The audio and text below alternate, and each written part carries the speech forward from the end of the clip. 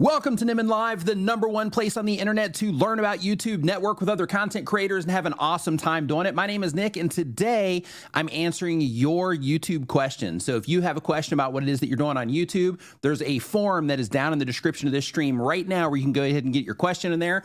And if you get it in there right now, I can get it answered on the stream today. Now, as we get into the stream, I do want to let the people that are here know, and the people that are watching on the replay know, that if you are watching this on the replay, that we put timestamps down in the description. So during the stream, I just answer questions as they come in. So I have no idea the questions that I'm going to be answering, but they're all YouTube focused. So because of that, what we do is, as this stream is going along, is we are collecting timestamps for all the different questions that we answer.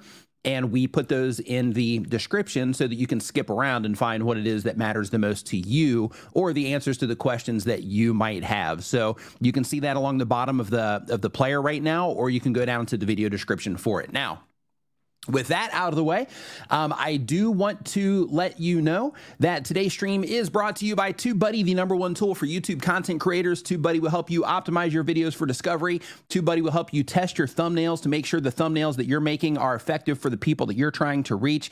TubeBuddy has 90 different tools that can help you with your channel. Another one of those is a keyword explorer, so you can gauge the interest of the topics that you're going to be making your videos about.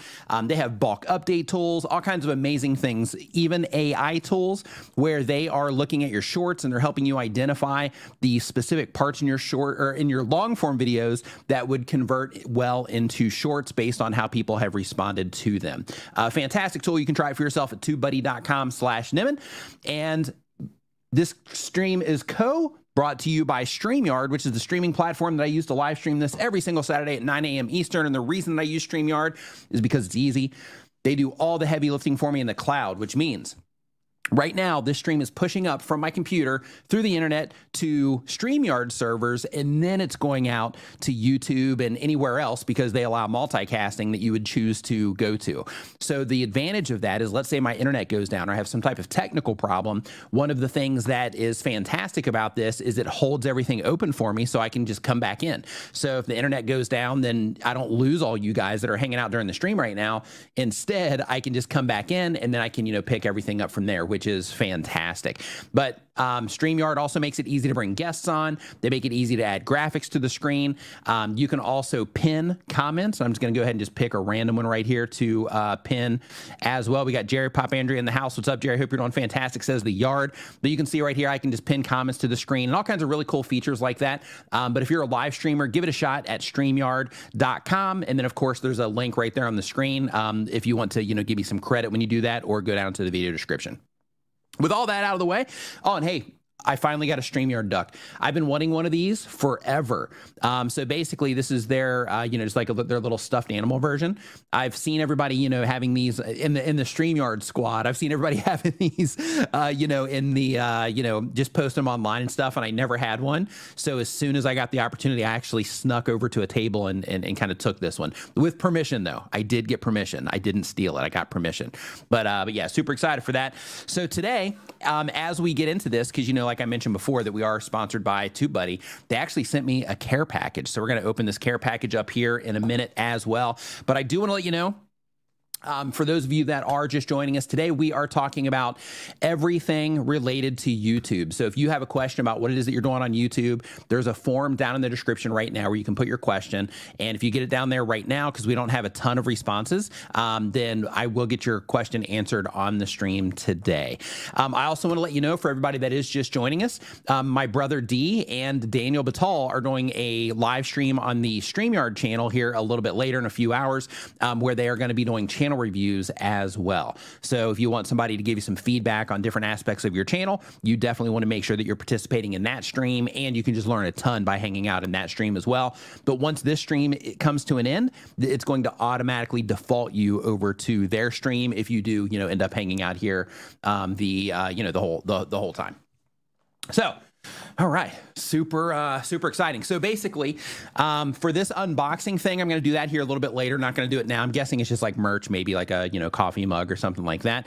But I am going to do that here a little bit later. But first, let's go ahead and get into some questions and answer your YouTube questions. That's what we're here for. And by the way, if you are on TikTok, I'm live streaming over to TikTok right now as well. Just a different angle, kind of the same idea, but the whole thing over there is the reason I'm telling you this is because if you're not following me on TikTok and you are following me on YouTube, make sure that you head over to TikTok so that we can connect over there as well, because over there I upload just some like random, different stuff. Also, it's not just the same exact stuff that I upload to YouTube, even though there is some crossover. I also show more behind the scenes stuff and more just kind of general things over there as well.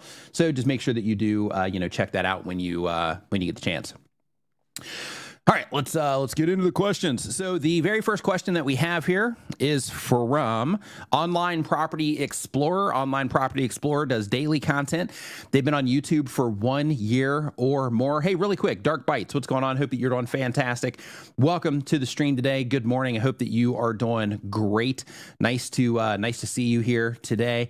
Let's see here. iCast Enterprises says, love the StreamYard reviews with Daniel and Dee. Me too. They're awesome over there. Chantel, hope that you are doing great. Nice to see you here today. Creator Classroom, nice to see you here as well. iFun Chris, hope that you're doing great, man. It's awesome. Again, one more time, I mentioned this last Saturday too, but it was great to meet you at Vid Summit. Midnight Madness 4x4. What's going on, dude? Hope that you are doing great. Doug Houston in the house. What's up, my man? Hope that you are doing awesome as well. So super excited to get into the content. So let's go. Okay. So Online Property Explorer is our first question. They do daily content. The type of channel is just looking at property listings online.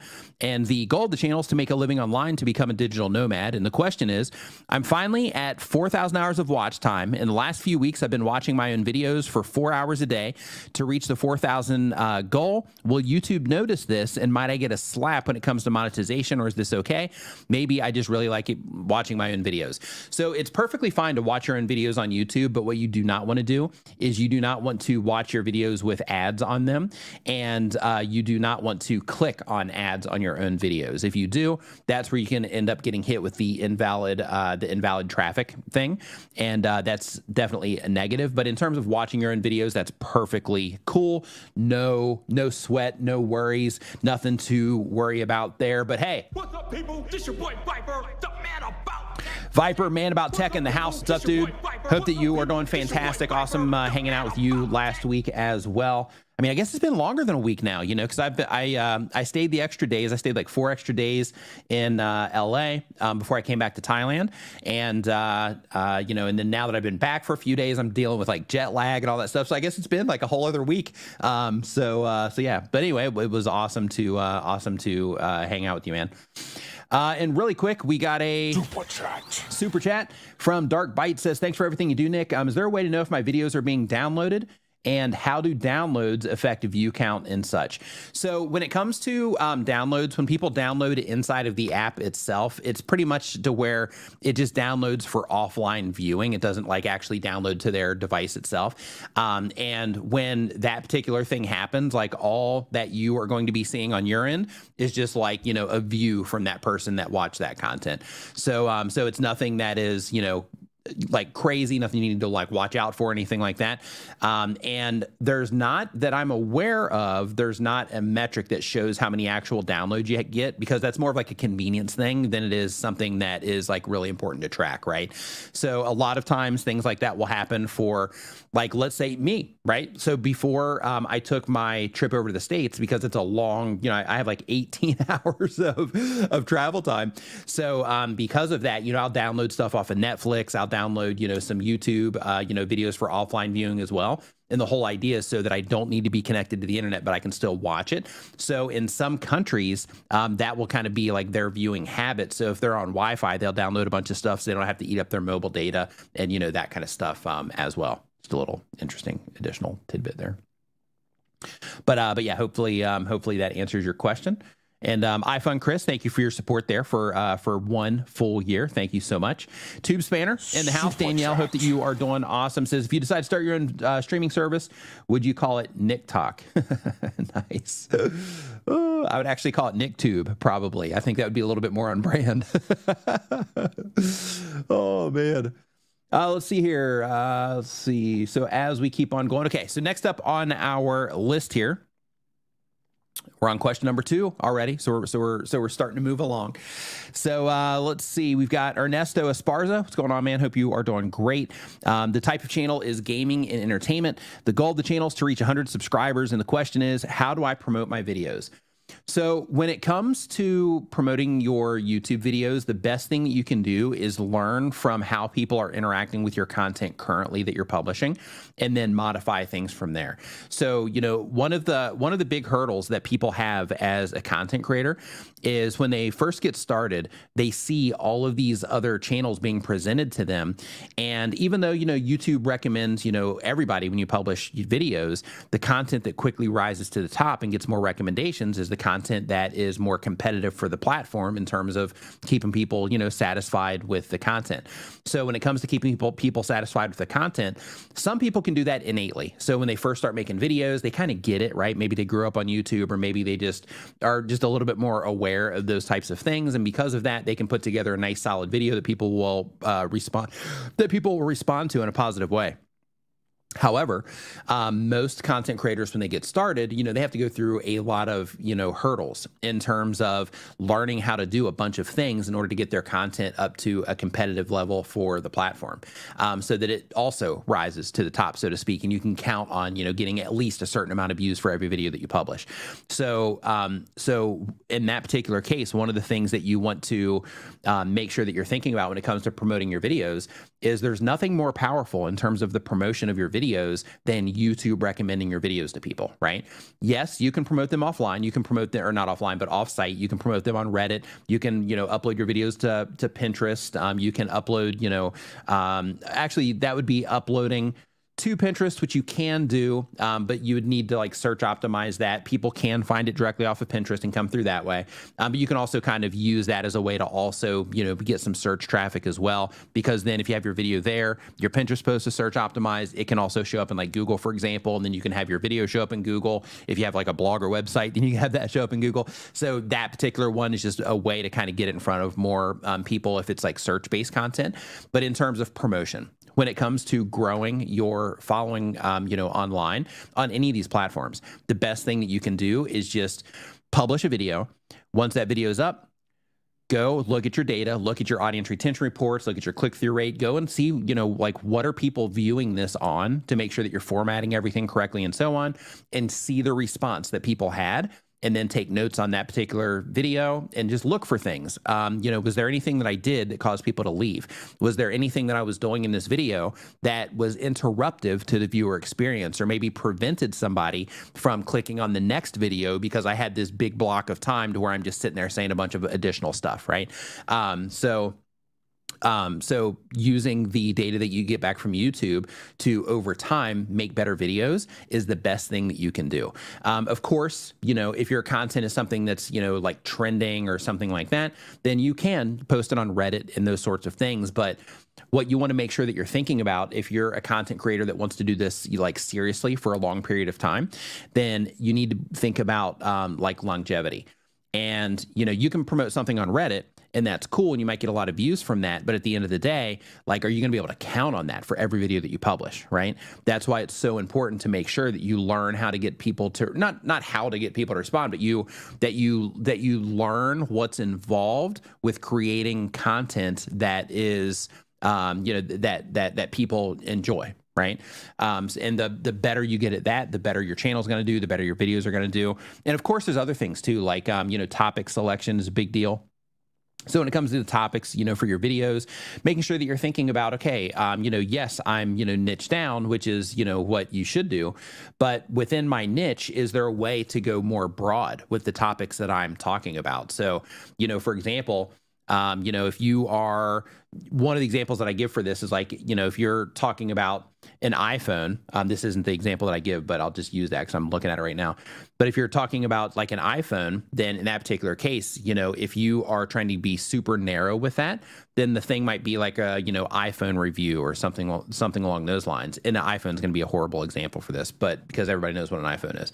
But if, you know, if the video itself is like, hey, this phone changed the way that I do X, Y, Z, then in that particular case, you know, it opens up the video to a broader amount of people that are interested in what X, Y, Z is. So like this, you know, phone helped me be more productive, or this phone helped me make better content, or whatever the thing is. The qualifier isn't that they need to know what that product is. The qualifier is that they need to be somebody that's interested in that topic of productivity or creating content or something like that. So the idea is to, when you're publishing videos, to make sure that you are thinking broad and thinking like, yeah, I'm niche down, but how can I reach as many people as possible within this niche? And then how can I deliver content to them or create an experience for them through my content that's going to add value to them in some way, and also keep them interested in watching and what it is that I'm doing. And topically, you know, how am I going to grab their attention with the topic itself? How am I going to grab their attention with the thumbnail? Because you need to be able to capture their focus when they're sitting there on their mobile phone and they're just scrolling. You know, you need to be able to capture their attention. Or if they're on a computer and, you know, the screen loads up and you have this big grid of videos right there. Like, you know, what about yours and your thumbnail? Because that's the thing that everybody sees at a glance, right? What about your thumbnail is going to help people identify that your video is about something that they might care about, right? That's why it's so important to make sure that you're focusing on the imagery that helps people identify, you know, what it is that you're doing.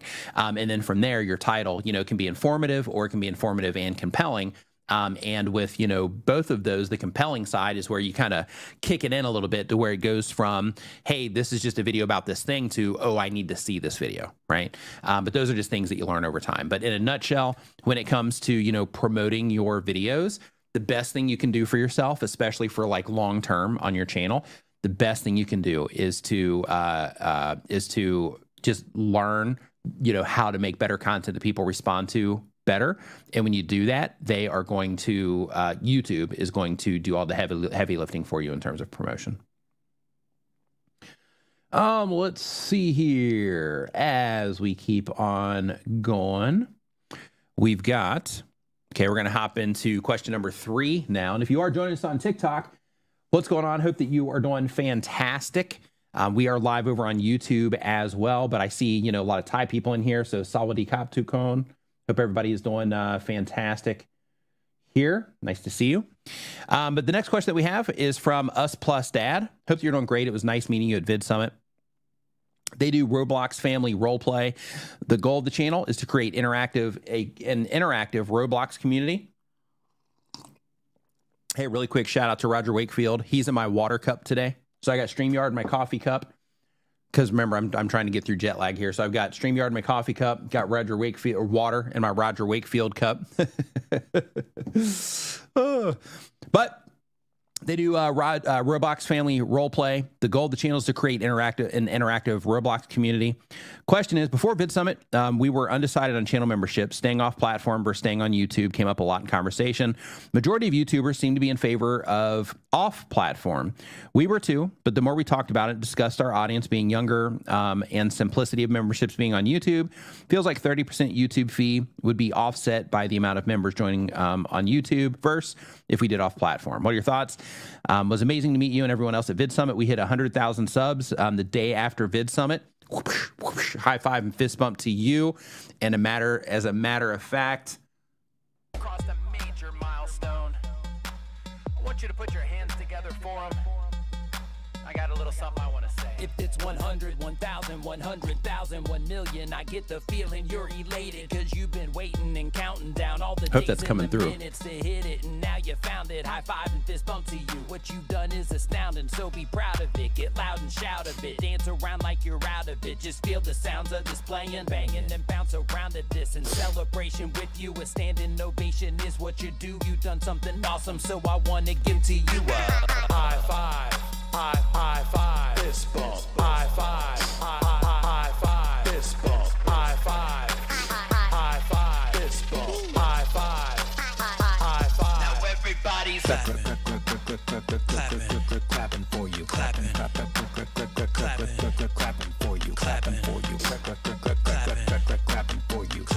you, clapping for you. And look, if you're listening to this, I know that you've also done something awesome. I know you've crossed a milestone. You're right here doing your thing. I want you to know that everybody's clapping for you, clapping for you, clapping for you. All right. So yes, congratulations to you for crossing 100,000. That's fantastic. It says play button is ordered, and as long as you don't get our mail, we should see it in 3 weeks. I can't escape that. I can't escape it. Yeah, love it. So yeah, congratulations to you on the 100,000 subscribers on the channel. In terms of memberships, so this is I'm with you in terms of I'm not a huge fan of putting all of your eggs in one basket. However, it is easy, right? So especially if you're doing like live streams and stuff, I don't know if you guys are doing, because you're doing interactive. So I'm guessing you guys are doing some live streams and things like that. Makes it really easy for people to join, when they're on YouTube, they can just hit a couple buttons and then bam, they're in. So the ease of that is definitely an advantage. The downside is like if you end up messing up, if you make a mistake somewhere, you break a rule that you didn't know, that was supposed to be there. Fortunately, YouTube has their education center now where, they're, helping with some of that a little bit. But it is risky, putting all of your eggs in that particular basket. So one thing that I would recommend, at the very least, is if you are going to accept channel memberships on YouTube, at least try to have it as part of the thing. Like, hey, if you're a member, also and have this in a members only community post that you can post on a regular basis, or you can just just post it, before you do streams or something like that. But basically like, hey, if you just joined as a member, we have this, email newsletter that we put out that keeps you up to date when we upload new videos, things like that.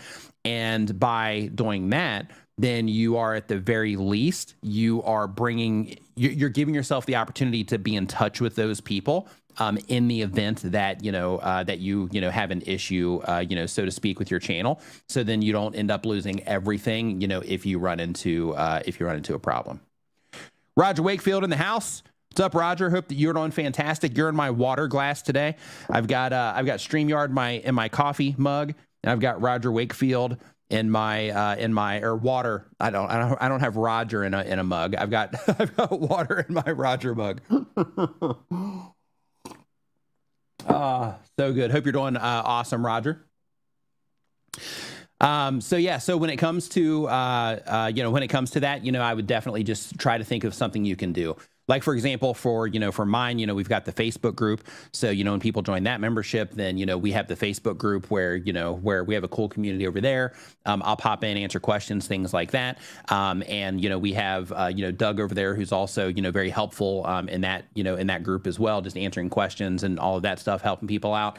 And that's also kind of like a fallback. So if I end up in that situation too, then there's, those people where I can be like, hey, this happened, or, whatever, to keep everything rolling. Dude, it was great seeing you in Dallas as well, Roger. Absolutely fantastic. And happy birthday again. Next up on our list, we've got a girl on her passport. What is going on? Hope that you are doing great. And let's see here. Just going to do a quick check-in here on TikTok. We got Christina Smallhorn over there on TikTok. What's going on, Christina? Hope you're doing great. I would bring you in, Christina, but I'm streaming over here on YouTube right now. So this is kind of like a secondary thing right now, not conversational, but we can definitely do that at another time. Excuse me. So let's see. Your girl on a passport does travel content. The goal is to inspire people to travel. And the question is, due to a health issue, I haven't been able to upload. I have one video recorded from before, but not edited. However, I'm not sure what my uploading will look like if I can film. What strategy do you suggest to return if I can't get back to weekly uploads? So when you take long breaks, just keep in mind that depending on how Neil, what's up, dude? Hope you're doing awesome. Keep in mind that, Ernie, Shark Scrapper, what's going on, dude? Hope you're doing great. Brad, Magic Flying Potato, hope you are doing awesome as well. But basically, when you are taking a long break, right? For health issues or whatever the thing is. If your channel has a lot of activity happening on it, then it's not that big of a deal. But if your stats are always like this based on, when you're publishing content, then in that particular case, you can run into a situation where there's not a lot of activity happening on your channel. And since there's not a lot of activity happening on your channel, then, in terms of recency of you, being in people's watch histories and so on, it's just not there. So because of that, that can, be a disadvantage of sorts, but one good video and you're right back on track, right? So that's the good thing. So what I would do is take care of yourself, get your health, stuff taken care of. Keep in mind that you can, because you got a ton of travel footage, right, from all the content that you've made.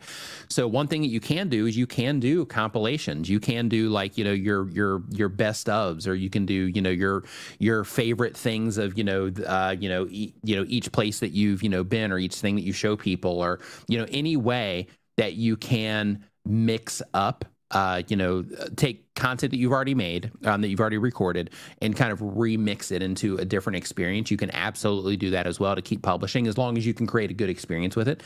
You can absolutely do that. And you say it's been several weeks, so several weeks isn't like that big of a deal, but I would definitely try to do, something, if you can, relatively soon. And one of the things that, I would recommend there is to just try to, make some type of mix up or, remix or something like that of the videos that you currently have. Other things is, you can also, of course, go after, just some shorts, taking some shorts out of, the content that you have. I'm not sure if you've, seen, since you just haven't, been on for a while, I'm not sure if you've seen my AI video where I talk about Opus Clip. I've got an entire video coming out about them. But like with them, for example, you can take one of your videos, drop it in there, and it'll give you, if it's like a 10-minute video, it'll give you like 10 shorts. And then you can go in and kind of fine tune them and make them, start or end at different places. And then you can take those and, upload them on the short shelf, so you can at least, have something, going out and keep some type of activity going on. But in your case specifically, though, I would try to, do like a remix or something like that, or try to get that video out if you can. Doug, I got the message. Thank you, man. Appreciate it. And Monique says that she is loving Opus Clip. Yeah, me too. It's great. So I queued everything up before I went to Vid Summit, and I was doing daily shorts on my Nimin Live channel. And then since I've been back, they haven't went out. So I have to make a whole new batch here on Monday or Tuesday. Okay. So let's see here. So we had some super chats come in. I'm going to go ahead and answer these here really quick as well, and then we'll hop back into the forum. So Neil, Urban Van Life says, come back from Vid Summit with a rocket up my exhaust. Yeah, man, me too. Like super motivated, super inspired, super like I've got like a whole new game plan that I put together for all your New York City right now. Nice, Christina. Yeah, me too. That's one of the awesome things about Vid Summit is, in addition to like what you learn, in addition to, the new people that you get to meet and all of that, it's also just super inspiring and motivating and all that. Like it's kind of like my New Year's. So it's like, okay, Vid Summit now, kind of like review what it is that I'm, currently doing, and, see, how I can change things and make things better. But anyway, says, did the channel banner and icon, and I'm mega happy with that. Also, amazing talk this year, Nick. Well done. Thanks, dude. Appreciate it. And yeah, same way, man. Just super fired up. Her Square Dating Pool, thank you for the super chat. Says, I started a channel with serious stuff midway. I changed to comedy. Can I make another channel with the serious stuff just to change the videos a bit? Absolutely. So if you are making a comedy channel and you are doing the serious stuff channel, I would just take the serious stuff off the comedy channel, as long as you're like, as long as you're cool with that. I would just take it off of that channel and then have your comedy channel as the comedy channel, and then have or start the comedy channel as the other one, your call. And then just upload those videos to whatever the other channel is that you are starting. But just completely remove them. Don't private them. Don't unlist them. Like whatever content you're going to take off and re-upload somewhere else, completely remove it from that channel, and then just upload it to the other one. Home Wrap Repair, thank you for the super chat. Says, Did my first live stream ever. Viewers moved from 0 to 5 to 3. Is this normal? Want to do the weekly home improvement topics at the same time every week? Absolutely. So when it comes to live streams, it's going to come down to, the things that you're talking about specifically. It's going to come down to how you're packaging it up, just like your regular video content. And it's going to come down to people knowing that you're consistently doing it. So for example, people can pretty much count on, unless I'm traveling, people can pretty much count on, this live stream happening at 9 a.m. Eastern on Saturdays, right? So because of that, for the people that, want to come in and learn or want to hang out or want to just chat with the community, right? Then in that particular case, they know that they can show up here. They can listen to it in the background. They can listen to it while they're, jogging. They can listen to it while they're, getting, stuff ready in the morning, whatever. And they know that they can just count on this. And because of that, and because of my consistency in doing this, it's created like a destination of sorts, to where if people, have that time on a Saturday that they want to dedicate to it, then they can come in and they know that I'll be here. So when you are first getting started, in terms of, the fluctuations that's going to happen, like if you look at my view count right now, we're actually coming in low. And part of that, I think, is probably just because I, didn't really stream for a while. But like with the view counts here, you're going to notice we'll jump up 10, we'll drop down 10, jump up 20, drop down 20. Like it's all over the place. So that particular thing is normal. When it comes to live streaming, they can be very transient in terms of, people just coming in. Hey, I wonder what this is about. And then they click on it, come in, and then they end up leaving. But you'll grow a community over time. Okay, so let's go back to our thing. So Tiffany asks, let's see here, did they announce where it's going to be? It's got to be in Dallas next year as well. Great venue. Like, it was absolutely fantastic. So one thing that really, just a quick side note, and then we'll get back into the questions, but one thing that was really cool this year was, normally, because, I just pop in once a year, right?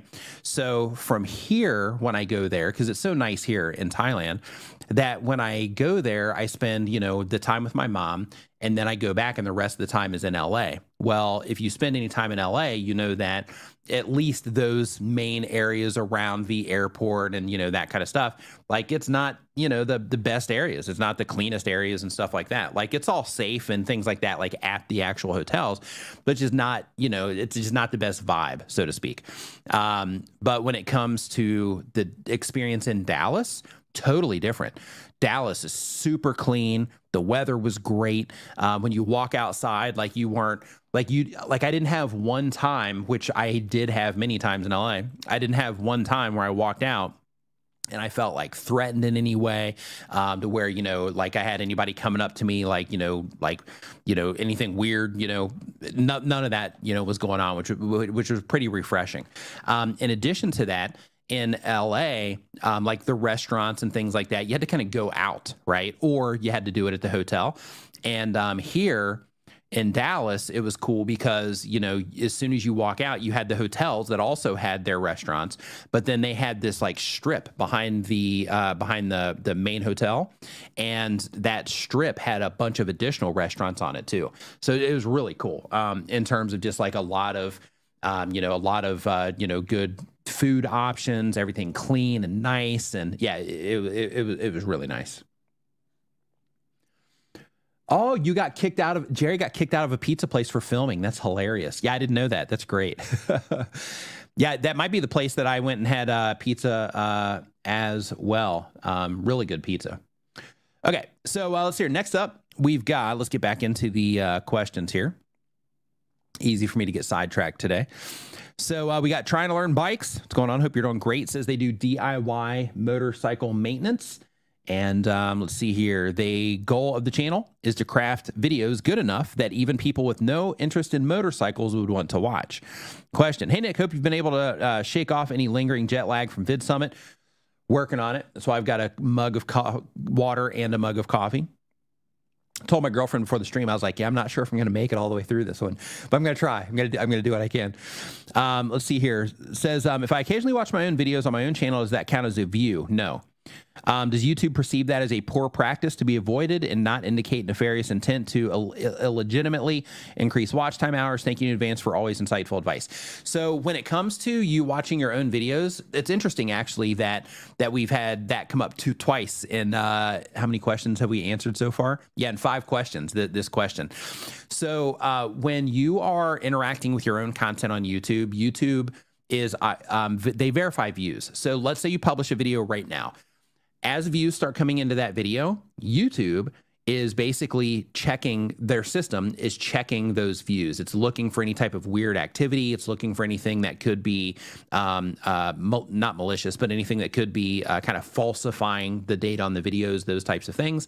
And one of those things is the fact that, you know, you or me or anybody here as creators, that we might also watch our own content. So what can happen is, you know, you might watch your own content and it might temporarily register as a view, but that view will end up being removed because YouTube will detect that it was you. Same exact thing happens. Like, let's say, and don't do this, by the way, do not test this, because if you do, especially if you don't have YouTube Premium and you're getting ads and things like that, then, you know, this can trigger the invalid traffic on your channel. So you want to be really, like, just don't do what I'm getting ready to tell you. But one of the things that that people can do is they could open up a bunch of different tabs, right? And people try to do this as a way to kind of game things, but they open up a bunch of different tabs and then they'll have those videos just like running in all those different tabs. And then they'll look at their channel and they're like, hey, this all registered as views. Sweet, I'm going to keep doing this. But what they don't realize is that YouTube will quickly identify that all of that is coming from the same place. And then, you know, that will all be taken away. So because of that, you know, don't worry about that from your side. But in terms of the explanation there, is I'm just trying to kind of paint the picture that as long as you're not like trying to do anything shady, you're fine, right? So like some people watch their own video, they'll watch it one time or maybe twice just to kind of make sure everything, you know, came out okay, that kind of stuff. Some people even like their own videos or whatever, but at the end of the day, like your activity isn't going to count on your own videos. Smoking Joe's Pit Barbecue, hope you are doing awesome.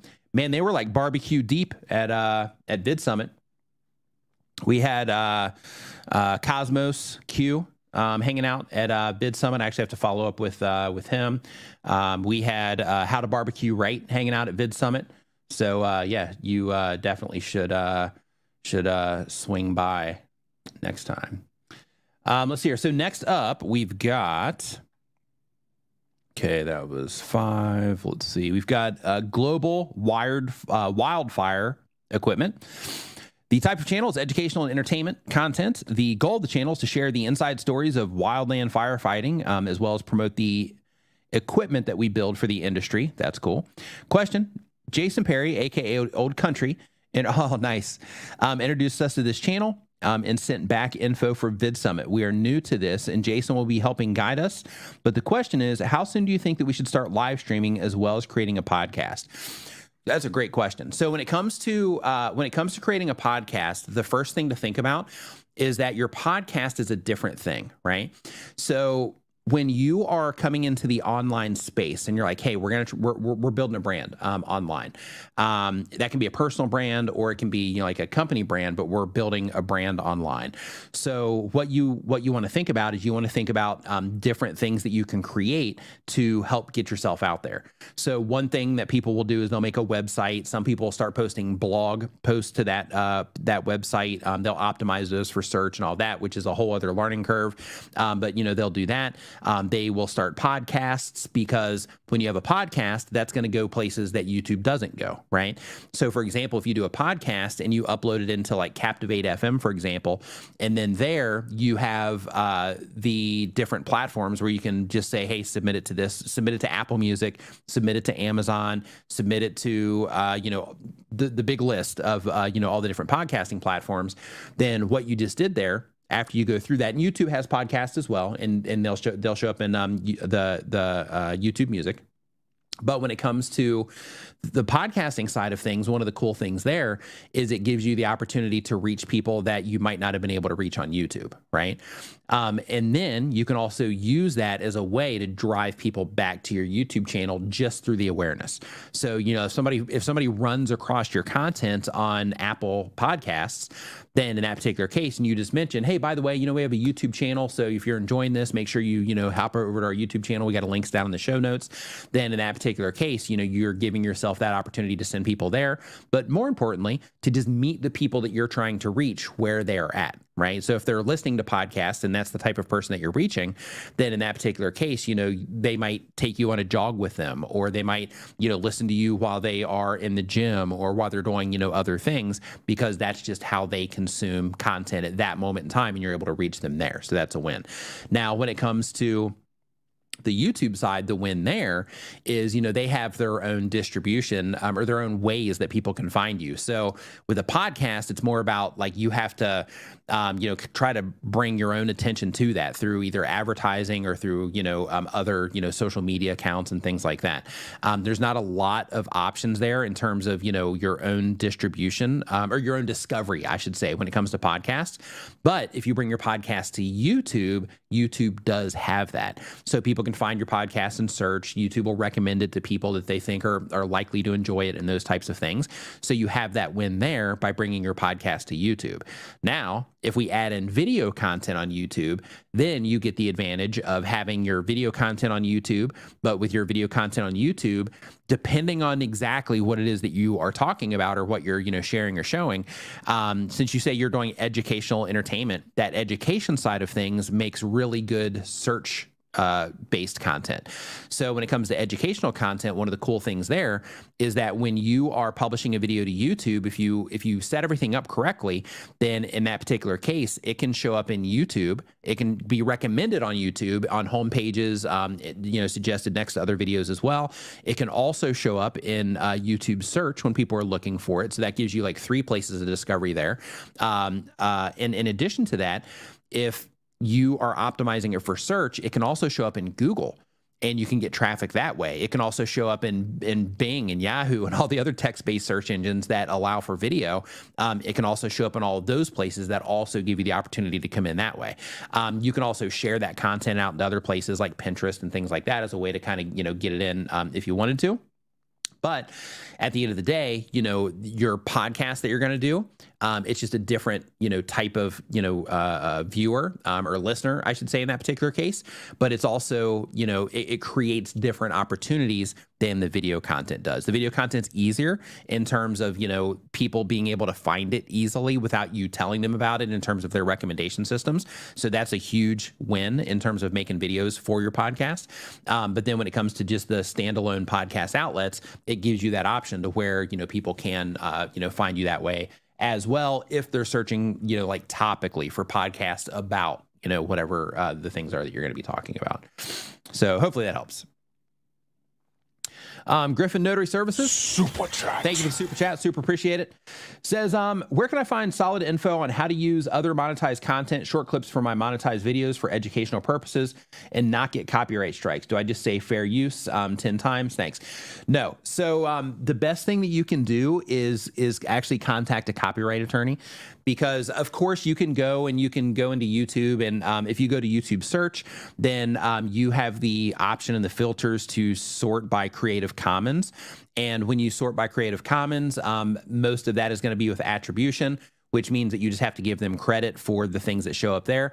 But when people mark their videos as, you know, content that's able to be used through, you know, Creative Commons, then that essentially gives you, that gives you permission to use it as long as you give them credit for it.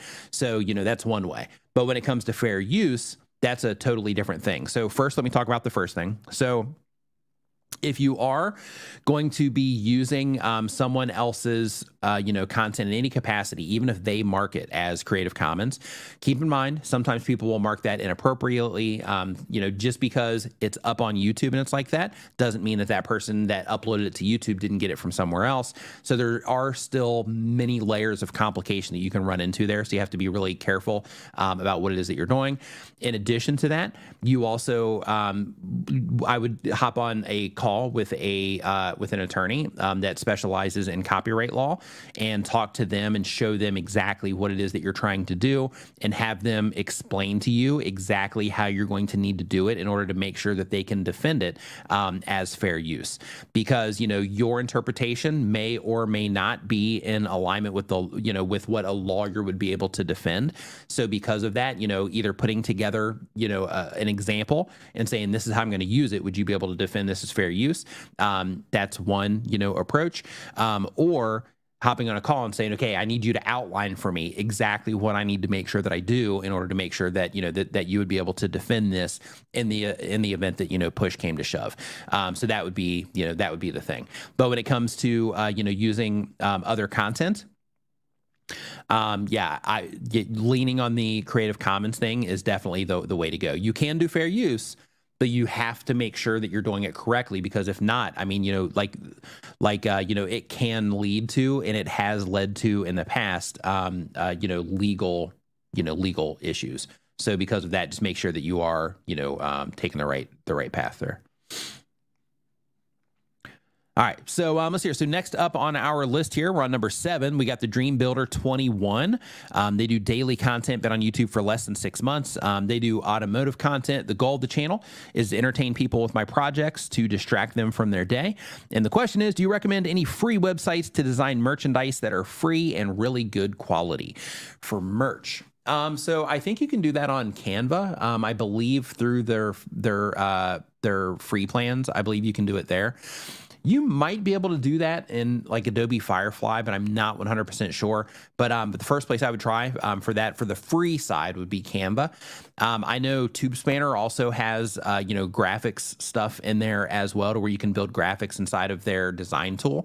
But I can't remember off the top of my head if that's part of the free plan or not. Danielle, if you are still in here, if you could just add some clarity there, if that is part of the free plan or not. But when it comes to that, you know, that is an option if so. But if not, I'm pretty sure you can do that with Canva as part of their free plan. All right, so let's see here. So Eric Waite says, nobody's hiring a lawyer. You can use less money just paying for music from Epidemic Sound or some other company. So he's talking about using content, not music. He's talking about using content. So basically being able to take other people's content and use it as a way through essentially the very specific use was using the clips and the content for educational purposes, right? So basically just trying to avoid any copyright issues using it that way. Yes, I use both. They're two totally separate tools. So basically with TubeBuddy, TubeBuddy is, you know, about optimizing your videos for search and about testing your thumbnails and doing like, you know, bulk updates and, you know, those types of things. TubeSpanner is more workflow based. So it's great for like social sharing. Like if you go to nickniman.com/bio, for example, everything you see there, like that bio list page that is linked to on all my social accounts, that is, you know, TubeSpanner. That's provided by TubeSpanner. AI script writing tool, all kinds, just an entire like huge tool set of additional things that, you know, that will help you with your channel. Build with Mooney, super chat says, why do some YouTube experts say that shorts are cheating? In my opinion, shorts are not cheating, and they are hard as well to figure out.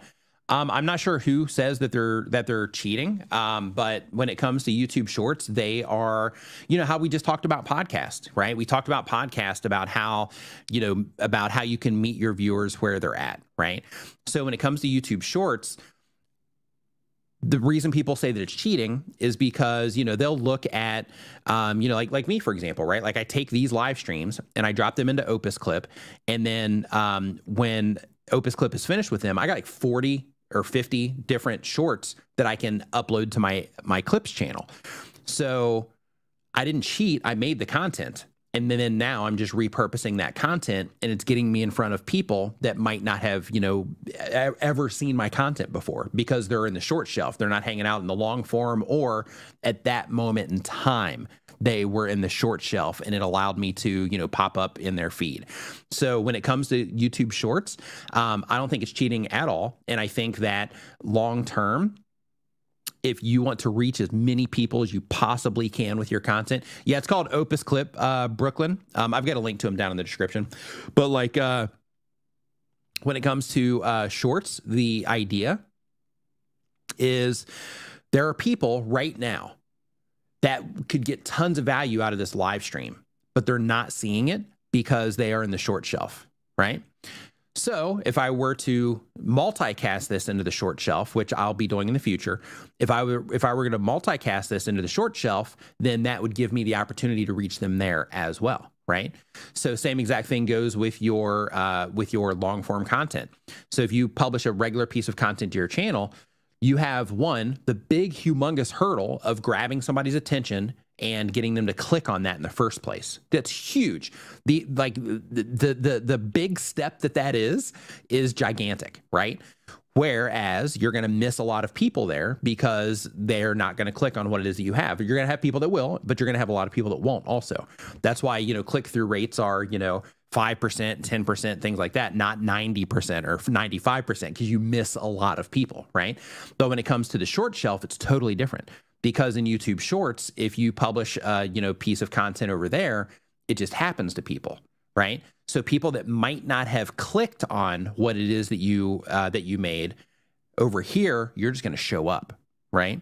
So you get to introduce yourself to them there without them needing to take those extra steps. And within that as well, people consume different stuff at different times. Like me, I watch long form content, but I also watch shorts. Right. And I watch TikTok. Shout out to, TikTok viewers over here. But I watch shorts. I watch, TikTok as well. And Reels sometimes. But the idea is like, when I'm watching shorts, I'm in a totally different mindset than I am when I'm watching long form content. So if I'm watching long form content, I'm usually settling down. I'm like dedicating some time to learning something. I am, I'm expecting to spend some time. But when I'm in shorts or I'm on TikTok, in that particular case, I'm just sitting there and I'm like, hey, I got some time to kill. So I got some time to kill. So let me see if I can learn something real quick or catch a laugh or whatever it is. And through that experience, it's introduced me to tons of creators that I might not have ever seen their long form content, right? Because it's just those quick bites like, oh, wow, that was cool. Wow, that's super valuable. Let me see what else they make. And then I'll go and explore them. And then I'll subscribe to their channels that way. So because of that, just remember when it comes to shorts, it's just another outlet essentially, like even though it's on YouTube, one way to think about it is like it's a different experience for people at a different time. And it removes a lot of the barriers to entry in terms of, needing to get people to click and things like that in order to get in front of them. So really quick, I just want to clarify something here. This is directly from the chat. Says, this is from Stephanie G. Says, I don't have social media. Do you think that has anything to do with channel growth? No. So when it comes to your channel growth, that comes down to your content and how people respond to your content. If you take all of the complexity, you're going to hear everybody explaining YouTube in very complicated ways, right? You're going to see people making videos about how, YouTube works, and they're going to draw up these big elaborate, things. And, it looks complicated, and it is, right? I mean, it's an algorithm, like, unless you're like a data scientist, then, then in that particular case, you have to kind of, peel it back from the outside. So when it comes to, completely lost my train of thought, jet lag kicking in, boom. But when it comes to, hold on, let me go up here and look for your thing. Oh yeah, social media. But when it comes to, your channel growth and your video performance, if you take the entirety of YouTube and all the different complexities that you're going to hear about how everything works, here is YouTube in a nutshell. You have to learn how to get people to click on what it is that you're doing if you're making long form content. You cannot avoid that, right? You have to learn how to make thumbnails that help people identify that your content about something they might care about. And you have to be able to, or you have to learn how to write titles that will compel them to click on what it is that you have. Those two things are required. They're a requirement if you want to, do well here long-term. The third is you have to learn how to create an experience for your viewers that they can enjoy at the highest level that is competitive with the other content that those people are watching. Because YouTube prioritizes recommendations based on the content that is keeping their viewers satisfied. So if you can't compete yet, and keep in mind, so, because we have a lot of, new content creators hanging out here. So keep in mind, like, if you're not getting, what you want out of YouTube right now, like, keep going, because, like, sometimes it can take a decent amount of time because you have to learn how to do all of this stuff, right? So I just want to put that message out there. But when it comes to, taking YouTube into a nutshell, everything is based on response, okay? So if you take away all the graphs, you take away all the complicated language and all of that, it's all about how good are you at helping people identify your content's about something they care about, and then giving them a great experience once they click on it. Those two things, that's it. And if you can do those two things really well over and over and over again, of course, there's additional things, right? Like, there's learning how to get people to click on that next video so you can continue session time and stuff like that. But at the end of the day, if you can just get people to click at a competitive rate, and you can get people to enjoy the content at a competitive rate, that's all you need to get decent views on your videos and to be able to turn this into something, right? So if you take all the complexity and you strip it away, it's all just based on response. How do people respond to what it is that you're doing? And then how can you get better at creating that experience for people through your content? Those are the things that you need to focus on. It doesn't matter if you have a Twitter account or a Facebook account, or, it doesn't matter if you have any of those other accounts. The only thing that matters is how your videos are performing on YouTube. And if your videos are getting a good response on YouTube, then YouTube's going to keep showing those videos to people. If they are not, and they're not competitive, then your videos are going to be, lowered, so to speak. And the videos that are, they're not going to be lowered. It's just the videos that are getting, more activity and that are the most competitive, those are just going to end up taking the viewership, because they know how to get people to click. They know how to get people to have that good experience. They know how to get people to continue watching the videos, more videos on the channel. So because of that, just focus all of your efforts. Like, try to make this as not complicated as possible, and just focus all of your efforts on how the people that I'm trying to reach. Ask yourself this: the people that I'm trying to reach, how can I make it just super easy for them to know what my stuff is about from the outside in terms of my packaging, right? Because your packaging is essentially advertising for your video, your thumbnail and title. And then from there, once they click on this, how can I create the best possible experience for them from that point on? So when they click on this particular video, how can I give them a piece of content that's going to add whatever type of value that you're trying to add? How can I give them a piece of content that's going to add that value to them, and create a just good, enjoyable experience? And in a lot of cases, that comes down to just removing the things that distract them. So, for example, on the production side, you don't have to have, the fancy cameras and, like the lighting and all of that. It presents you in a certain way, but you don't have to have that. All you need is to get the content to a certain point to where the production isn't a distraction from the value that you're trying to offer. Okay. So what that means is, if somebody comes into your video and they're like, oh yeah, I can't even hardly hear what's going on, then in that case, that's a distraction, because their focus is being pulled away from the content by the bad audio. If they come in and the lighting's bad and they can't really see, what it is that you're doing, or, you're out in the world and, let's say you're doing things on your phone and you're shaking your phone all over the place, then in that particular case, that shaky phone is the distraction, and it'll cause people to leave. Or the bad lighting in terms of just not being able to see what's going on if you're indoors, that would be the distraction. So getting the content to the point to where it is where there's nothing that will distract people from the value that you're trying to give them, and making sure that you are, just doing everything you can to create a great experience. And remember, like, you're going to see tons of stuff on YouTube. Like, if you watch content like mine, you're going to get recommended other content from other people. A lot of amazing creators and a lot of amazing coaches and consultants and everything sharing a lot of really good information.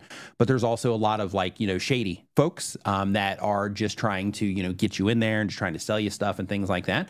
For some of them, you got to be really careful. Like, if you see a video that says, like, 8 hacks to get more views or something like that, don't even click on the video. Like, there isn't a hack. Like, the hack is Learn how to make content that the people that you're trying to reach will enjoy. That's the hack, right? That's it. There's not a shortcut to that process. Unfortunately, I mean, fortunately and unfortunately at the same time, right? But when it comes to that, like, you know, it's not about, you know, using your other socials to get people on YouTube. It's not about, you know, any of that. It's not about tricking people to do stuff, anything like that. It's about how can I provide value to people, and how can I provide a seamless, great experience for people when they're interacting with my content. If you can do those two things, then you'll do fine here. Let's see here. Opus is a must. Today I play Gratitude. Yeah, it's great. Yeah, absolutely great. Let's see. So Aperture Movement, thank you for the super chat. Super chat. Says, if I were to change my channel name, what things should I consider?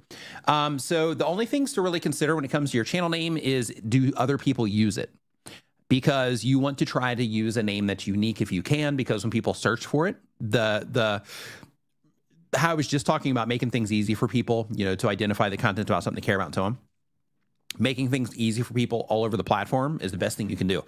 So when it comes to your name, if you have a unique name, which you do currently, if you have a unique name, then in that particular case, if somebody searches for you, you're the only channel that comes up. There might be videos that come up, but you're going to be the only channel that comes up for that name.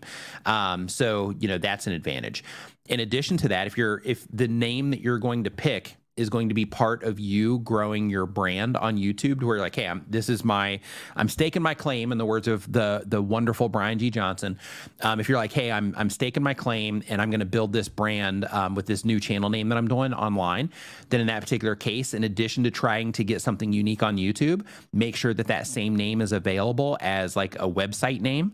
I mean, you can go to like GoDaddy.com or Namecheap.com or DirectNick.com or instantdomainsearch.com, like all kinds of, you know, different options there to see if the names are available.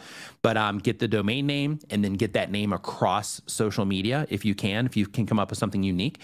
And by doing that, you're basically going to secure all of those different accounts around that particular name, and you're essentially going to own that name into the future. And then anytime a new thing pops up, like Threads, for example, for Facebook, anytime something new pops up like that, then hop in on it, grab the name, and you don't have to publish there, just grab the name, right?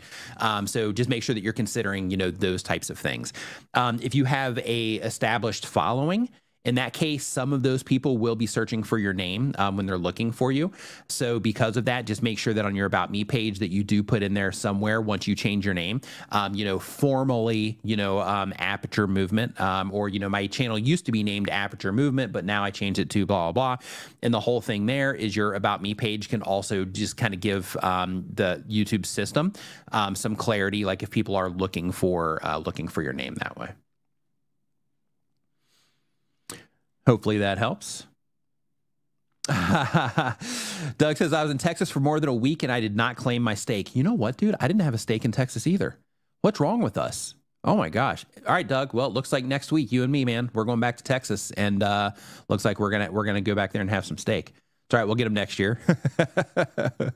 So Doug, next year, you and me and steak. All right. Let's see here. So next up, we did Dream Builder.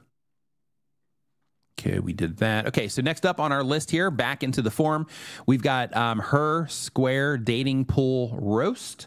They upload every other day. It's an entertainment channel. The goal of the channel is to make money on YouTube. And the question is, can I advertise with Google Ads? And why is there a warning about watch hours and subscribers not used in the YouTube Partner Program if you use Google Ads? I'm confused about that. So you can use Google Ads, but keep in mind when it comes to Google Ads that, hey, yeah, he is. Really quick, Brian G. Johnson is making some amazing photos lately. But when it comes to Google Ads, you can use Google Ads on your to bring attention to your YouTube videos. But keep in mind, if you are going to do that, it's important to make sure that you are also able to get an organic response. And what I mean by that is, if you're going to run ads, and you still haven't learned how to get people to click on your thumbnails and titles yet, you still haven't learned to come up with, like video ideas that are, a little bit more, broad in nature for the niche that you're trying to, serve and those types of things, then in that particular case, as soon as you turn off your ad spend, everything's going to grind to a screeching halt. And all of those people that interacted with your content that you thought like, hey, I got people subscribing and all of that, if you still can't get them to click, then all of that money's wasted, right? For some vanity numbers. So basically you exchanged real hard cash for some numbers on the internet, right? So there's no real value there. So make sure if you are going to do that, that you can get an organic response first, so that you don't end up in a situation where you spend tons of money and you end up, growing what you think is an audience, but you can't get that audience to respond. Good question there. Let's see here. So next up, we've got Animal Sensei. Nice. Love it. Been on YouTube less than 6 months. They do animal education. The goal of the channel, it says, I love animals and I want to share my knowledge and passion with others. And let's see here. I'm going to bring, I think it's already passed. Oh, I see. Okay. So, so the question is, hello, I started making videos about 3 months ago. Welcome to YouTube. Says, with my first 3 getting 16,000, 19,000, and 7,000 views. But recently, hey, really quick, just for, new content creators out there, for those of you that are publishing videos, you got, hardly any views at all. And for those of you, if you're one of the creators that I see on Reddit and stuff, where you're like, man, YouTube doesn't show the videos of small creators, to anybody and those sorts of things. This is one of those examples of where you got to look in the mirror, right? Because in this case, they published 3 videos. First one got 16,000 views, 19,000 views, and 7,000 views. It's a good start. Very good start. But anyway, but recently, I find it really hard to get YouTube to push my videos to go over 500 views on each video. My content ideas didn't change, and my click-through rate are better now than those 3 videos I mentioned above. What am I doing wrong? How can I fix that?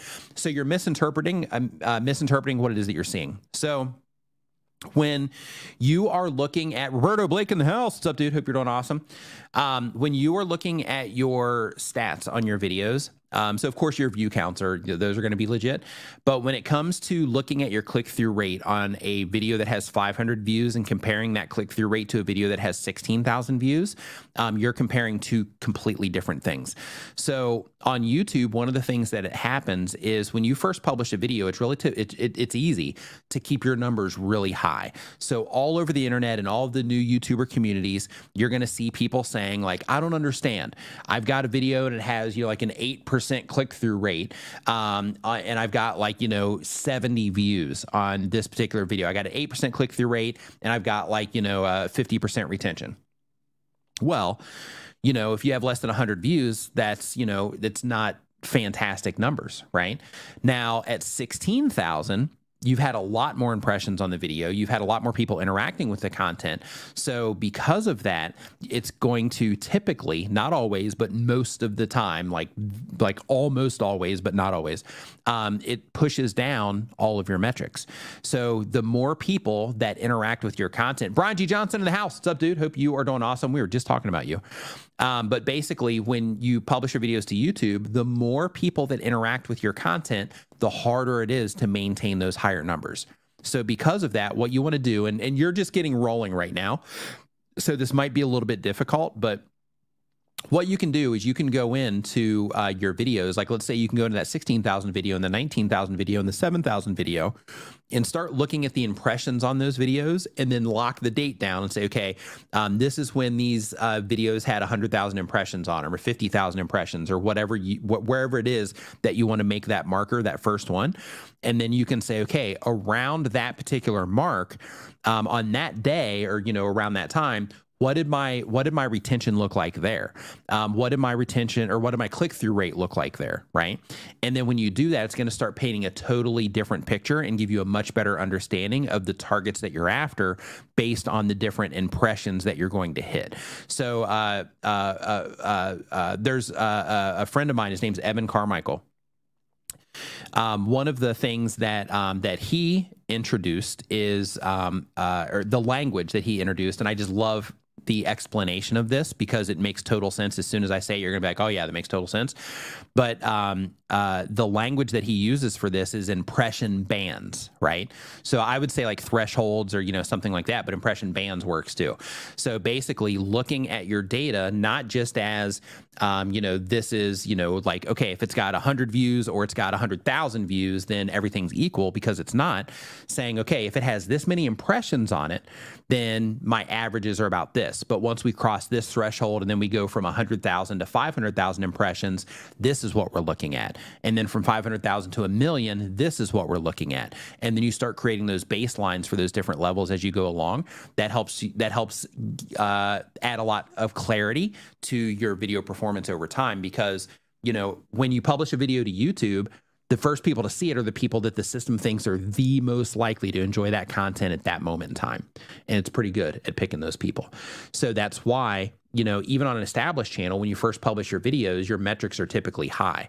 And then as it starts going out to more general audiences or just more people that aren't that perfect laser targeted fit, then that's where things kind of start falling apart a little bit, right? Or not falling apart, but everything starts kind of, you know, dropping a little bit, because those people don't respond at as a high rate as as that initial group of people did. So because of that, in your particular case, like when you're looking at the data, think about that. Also, I'm actually going to pull up your channel here really quick as well, just because you're new and I just want to make sure I'm giving you the right information here. I'm going to take a quick glance, and if it's something, if I see something glaring, I'm going to pull it up on screen, and I hope that's okay. Okay, so right here, if I go to your popular videos, so it looks like you have a tiger thing, a bear thing, and a gray wolf as your other one. But still, you've got these other videos, you know, 3,000 views, 3,000 views, 1.2 thousand views. So for the amount of content you have, you're actually doing fantastic. Just so you know, like you're off to a great start. But one thing I would definitely do is pay attention to like the videos that performed well. Go in and analyze everything that you did in those videos in terms of how they started, in terms of, you know, what you were doing, you know, like every few seconds in those videos, how often you cut them, the things you focused on, close-ups versus being, you know, far out, those types of things, how you were telling the story in terms of the structure. Make sure you're looking at all of those. But another thing too is like how you're packaging these, right? So the very first one here, I'm actually just going to pull this up here just for, let me move this out of the way. The sizing on this is going to be a little bit weird, but I'm just going to pull this up here anyway, just for the sake of, let's see here, Animal Sensei, share, and then let's get this in here. Bink. Okay, so let me stretch this out a little bit so that we can make sure we have a little bit more of a screen. Okay.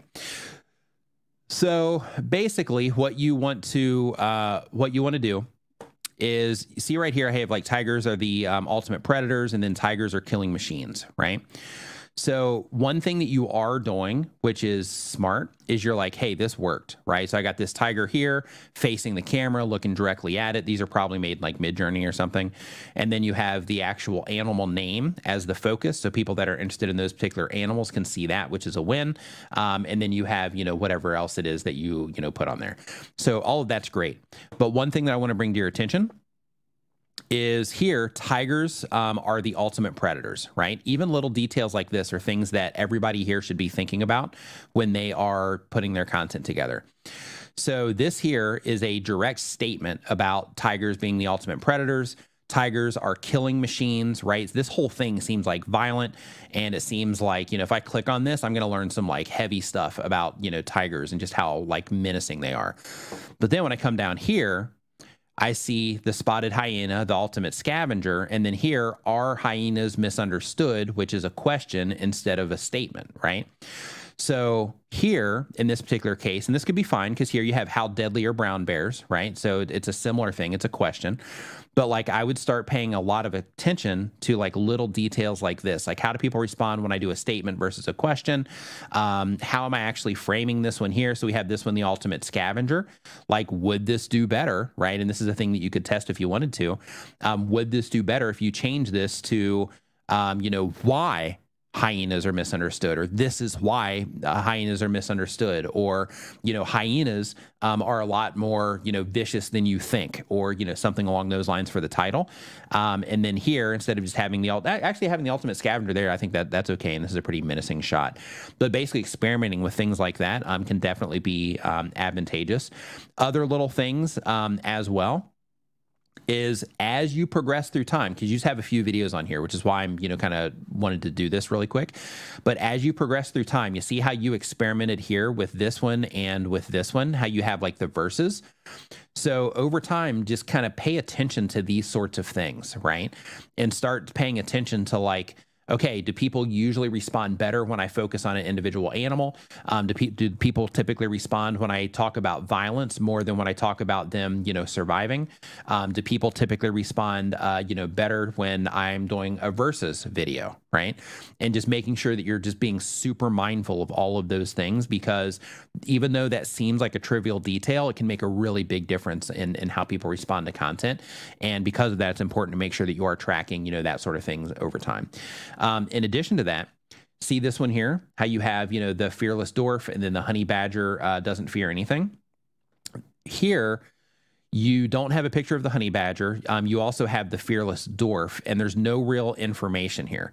So these all have information. Like these are like, I love your thumbnails. I think these are awesome thumbnails. Everything looks like really, you know, like vicious, and I love it.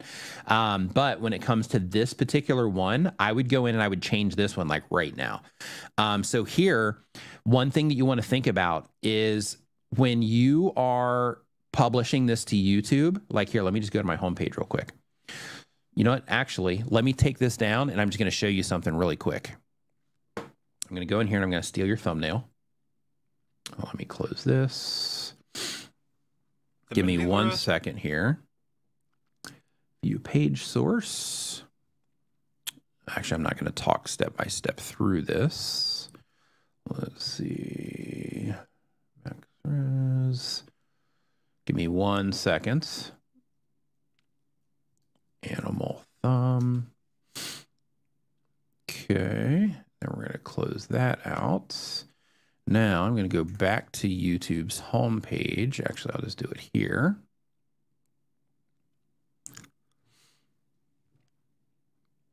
Okay.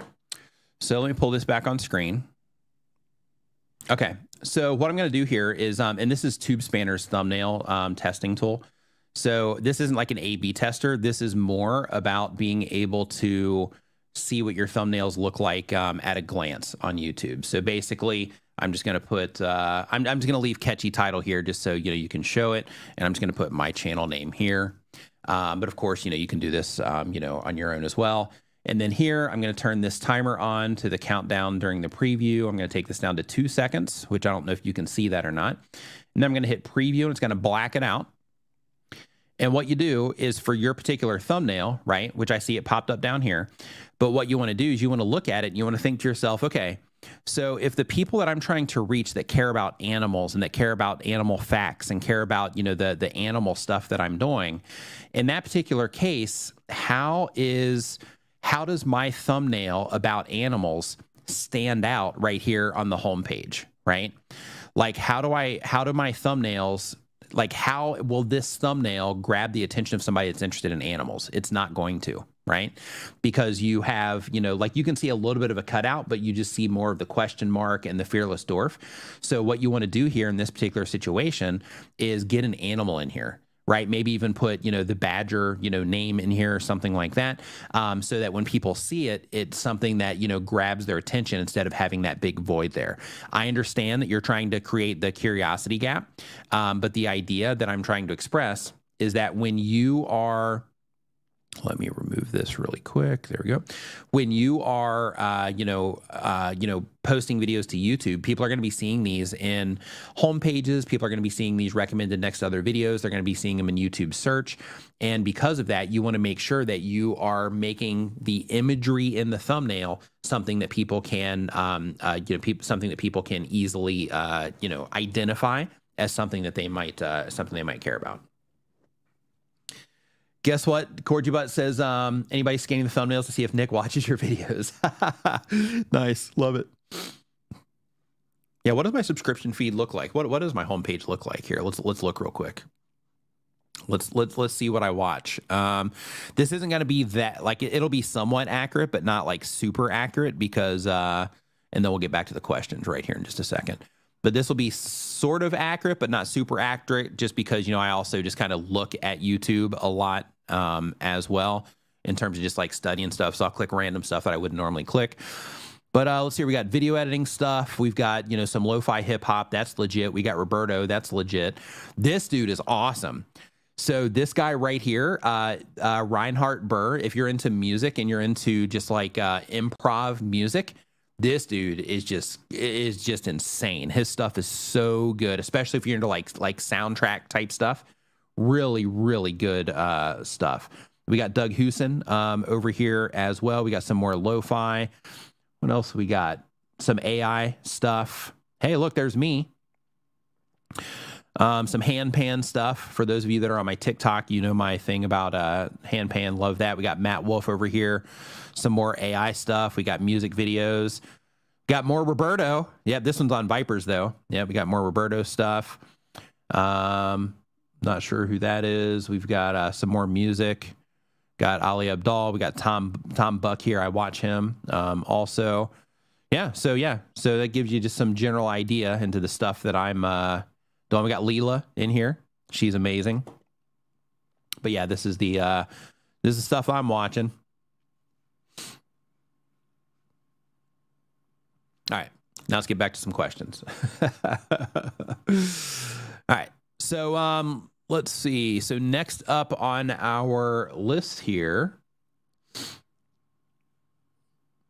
Yeah, I do too. Like for this one, it was recommending me one of my shorts from my clips channel, which is kind of funny. All right, so let's keep going. So we got Animal Sensei. So now we are on Godin Financiero, I think is how you say this particular channel name. But they do finance content. The goal of the channel's going up to 100,000 subs this year.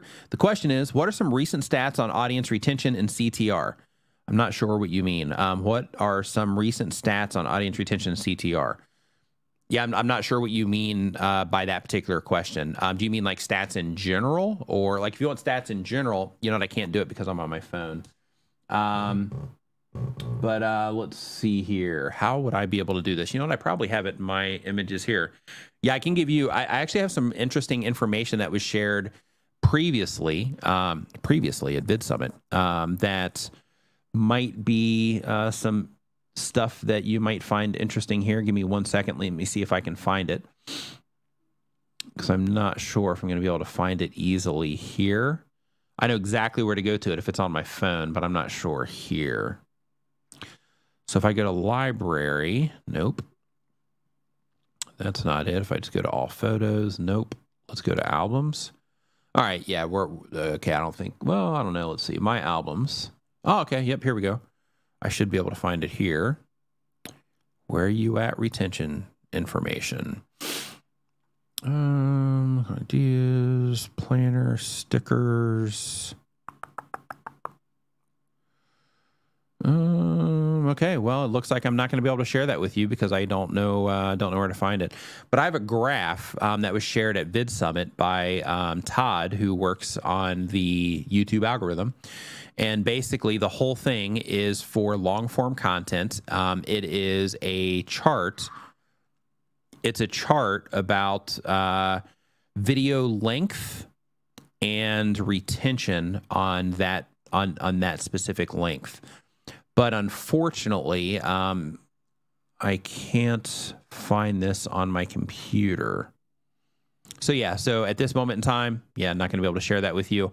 But if you come back in on a time that I'm not streaming out to TikTok, you know what, I should be able to find it here. Zach Talks Tech, my man, hope you're doing great. And I hope that stays live. And I'm just going to go in here and do it this way. Okay, so here we go. So I'm just going to tell you what it is. So basically, when it comes to good audience retention, here's the thing that I've been hyping up for like probably 4 minutes now, however long it took me to find this. So good retention rate in terms of percentage watched. So if a video is 3 minutes long, the top 10% of videos is 82% audience retention. The median is 62%. If you have 6-minute videos, the top 10% of videos is 71%, and the median is 50%. If you have a 10-minute video, the top 10% of videos is 61% retention and 44% on the median. And if you have 15-minute videos, it's 54% with a 37% on the median. And if you have a 30-minute video, it is 49% for the top 10 videos, and a 31% on the median. So if you are, wanting some interesting stuff about audience retention, there you have it. And let's see if my live is still going. And it looks like it's still going. Okay, good. So I was able to do that and didn't work out. So yeah, so in terms of, retention, if that's what you were looking for, hopefully that helped in terms of information there. So that chart, it's on my phone, but this is one of the things about VidSummit is it wasn't this year. I think it was last year, I believe, where he shared this particular graph, and he just shared the chart on this. So, but I've shared it on Reddit also. Like I've written it out textually on Reddit as well. So we've definitely got that. Let's see here. So we've got Godin Finance Hero. We did that one already. So then next up, we've got The Best Loyalist is our next channel here. The next loyalists say the best loyalists, sorry about that. They upload 1 time per week or more. They have gaming content. The goal of the channel is to get a fan base. It's water and coffee, by the way, not 2 coffees. The goal is to get a fan base. The question is, how can I optimize thumbnails for clicks? Great question. Okay. So when it comes to optimizing your thumbnails for clicks, here's what you want to think about. First, make sure that what the viewer would care about the most is the most prominent in the thumbnail. Make sure that there's nothing that is distracting from it. So for example, when I was at VidSummit, I was looking at there's a group of gamers that I was looking at all their channels, and they were doing things that they were cool, but they were very distracting. So like, for example, one of them had these like really bright, like neon borders around their thumbnail. And with that neon border, it ended up in the top left. It ended with like a little logo thing up here that was also part of that like bright neon color. So they were prioritizing their branding over clarity for the viewers that they were trying to reach, right? So all of that stuff was pulling attention to their logo, but it was pulling away from the thing that would grab somebody's attention at a glance, right? Another one of them, they were doing some really cool artwork. So they draw their thumbnails. And when they're drawing their thumbnails, they also have this character of their own that they use in all of their thumbnails. And that was the priority. So what you have to think of in that particular situation is that's cool on the branding side. But when it comes to somebody identifying that it's about a game or a particular game that they want to play or that they want to watch somebody else play, in that particular case, that drawing of your own character that you made that has nothing to do with the game is not the thing that's going to, help somebody identify that content is about something that they care about. It looks cool and is a piece of art. It was amazing. Like he was an amazing artist. But in terms of helping people identify that this is something that they care about, let's go back to YouTube's homepage. Let's actually just do this in practice real quick. So let's see here, youtube.com.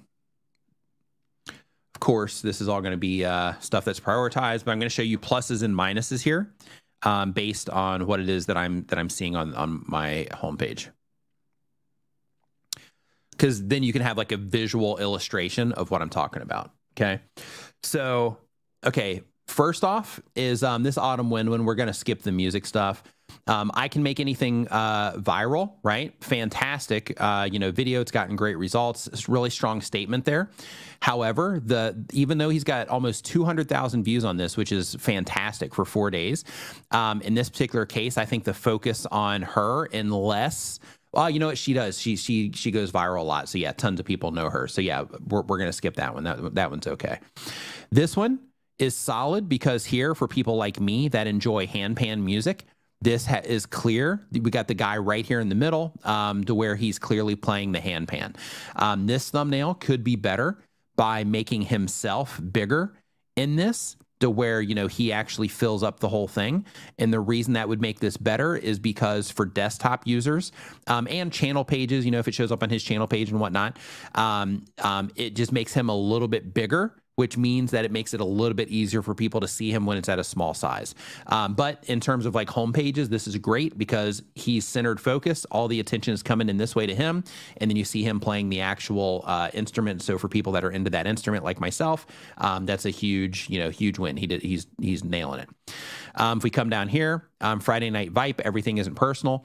For this particular conversation, for these guys, you know, people know Roberto, people know Viper, but in my opinion, I think that he's leaning too hard on the Friday Night Vipe. That's great for people that are already in the community, but I think it's limiting him in terms of reaching new viewership.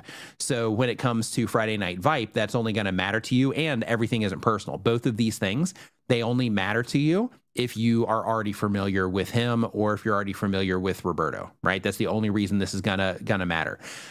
So instead, in my opinion, instead of optimizing it around Friday Night Vipe, he should try to optimize it, you know, maybe around, you know, the person that he's talking to, which is still not great in terms of the best thing to do. But one thing that he should also do is just try to optimize the entire thing around the specific topic itself, right? Because here, you know, Friday Night Vipe, which by the way, best practice wise, YouTube recommends that you put any like episode names, episode numbers, you know, playlist names. If you put your channel name in your title, anything like that, put all that stuff at the end, and then your actual title goes to the front, right? You want to prioritize the thing that's going to help a viewer identify, again, that your content's about something they might care about. But in this particular one, I think just a complete repackage here would be advantageous for them. Here, this one, this new After Effects update's insane. You see here how he's focused on the After Effects. That's good. And in terms of how this is kind of going together, you see it kind of steps up like right up into this. So it kind of leads you that way. That's good. These colors right here are a bit competing. I think that he could probably do a little bit better there. But you know, overall, you know, this one's okay. And really, this one would probably be just as effective or more so if all of this was gone and all of this was gone, and he just had a big like AE with the crown on it, or maybe just had that really big here for suggested videos and then put, you know, 2023 winner or, you know, something like that for the thumbnail.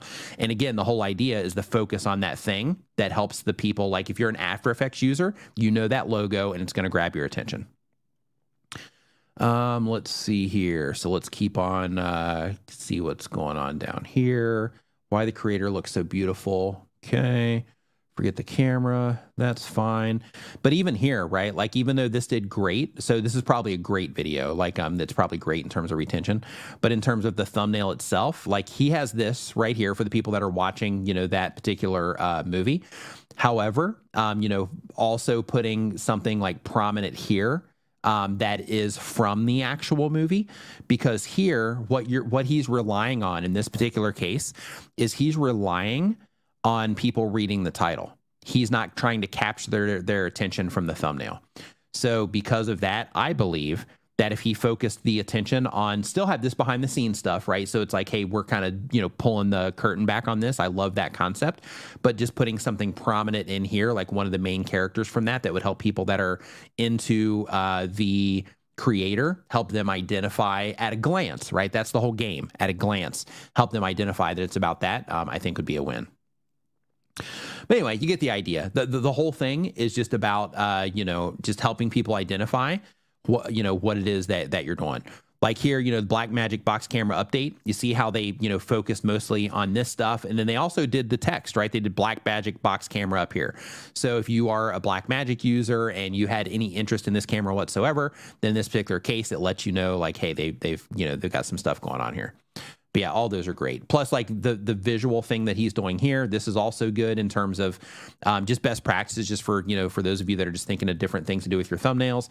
Because here, they just have the like, hey, this is where things are going rough. This is where things are great. And then here's where you're winning. Here's where you're losing type of thing, to where it creates oh, I wonder what happened here. So I'm going to go down and read the title, right? So the game is, I'm going to grab their attention, right? And then they're going to read the title after I grab their attention, or they're going to click straight through. That's what you're trying to do. All right, let's get back into the questions here. But anyway, I just wanted to kind of, walk down that rabbit hole there a little bit, just because one, since I'm doing the solo stream today, since Dee and Daniel are doing the StreamYard stream here in a little bit, it gives me the opportunity to, just take some time to highlight some stuff like that too. But let's see here. So let's keep on going. So we've got number 12. We've got Playing the Mom Game. Playing the Mom Game. They upload 1 time per week or more. They do lifestyle and decluttering content. The goal of the channel is to make an income. The question is, I have a few different topics on my channel as I figure out the direction, and I think my topics could serve the same audience, but is there a way in analytics to tell if that's actually happening, or should I pick one and go with that? So you do have the new and returning viewer thing. So they do show you stats inside of your analytics that show you per video, new and returning viewers, and they show you at the channel level, the new and returning viewers as well. So you can use that to figure out if you're getting in front of new people or people that are only subscribed to the channel. That's where you see that. But in terms of the same audience, not so much. In terms of like, if you're making a channel for people, or you had, and I'm just using this as like a demonstration, but basically, like if you had a cooking channel and you had like vegan content and then you had like carnivore content, then in those particular cases, you can't necessarily see are the specific people that are watching the vegan content, are they also watching the carnivore? You can't see, that particular crossover there, but you can see new and returning viewers. But one thing to think about is just think about it from your end, in terms of knowing your audience, knowing who it is you're trying to reach, and think about it through the lens of like, okay, if the goal is to make an income and your channel is lifestyle and decluttering, and you do have those few different topics, just think to yourself, right? Like, just run it through the filter of, okay, if somebody were to watch the last video that I published, this video that I'm getting ready to publish, would they also watch this? The people that were interested in that, would most of those people also watch this next video I'm getting ready to publish? If the answer is yes, then you're making a good move. If the answer is probably not, or I'm not really sure, then in that case, keep working on it. Let's see here. So next up, Ernie, my pleasure. Glad that you enjoyed that. Ty, what's going on? Hope that you're doing fantastic. And really quick, just a quick check-in here to TikTok. So I'm also live over on TikTok, by the way. If you're not following me on TikTok, make sure you head over there and follow my TikTok account also. Because after this stream is over, I might, kind of sit there and chat a little bit too. Because I'm a little bit more loose on TikTok than I am here. So let's see here. So next up, we've got Dark Bites. Dark Bites, they do long-form interviews and reviews for horror creators. The goal of the channel is to be every horror lover's go-to destination for discovering their next favorite horror creator, or to learn about their current favorites. The question is, I see folks using movie clips in their videos. I imagine this kills their monetization. Is there a way to either safely sample movie trailers, or site provides a great variety of videos to use my videos for B-roll? So when it comes to... oh, old Trish, you are not too old for TikTok. There's literally TikTok creators that are 100 years old. Like literally 100 years old. I watched this guy. I can't remember his name off the top of my head. I can never remember TikTokers' names, but there's this guy. He's always in my feed. I follow him over there, and I'll answer this question right here in a second. But just really quick for old Trish here. So basically he's 100 years old. All of his videos get crushed with views. And basically he just sits there and just like shares stories from his life. and people just absolutely eat them up. There's an older lady on there as well. I think she's either over 100 or she's getting close to it. Same thing. She just tells like stories and stuff, and people love her. There's a lady on Instagram Reels. She might be on TikTok and stuff too. I'm not sure, but I just found her on Reels. I didn't find her. I was actually visiting my mom. My mom was watching some like daytime talk show garbage stuff, and they happened to have this lady on there. I think she was like 79, might have been 89, 79, 89, something like that. But she has like a big Instagram following, and basically her whole thing is she's just like some spicy, lady. And like one of her things that she said is when they were like talking to her, whatever, she's like, oh yeah, because I'm a bad, put in the B word there. Just that super spicy and attitude type thing or whatever, but they love her, right? Like they absolutely love her and her vibe for her community. But in terms of, being too old to do any of this stuff, those days are gone. Like, when I first started on YouTube, I had the same thoughts, because I was in my 30s and I was like, man, I'm starting something in my 30s that is like a kid's game, right? Is what I thought. And because of that, I almost didn't do it. Boy, would I have made a mistake if I didn't do it. But I almost didn't do it because of that.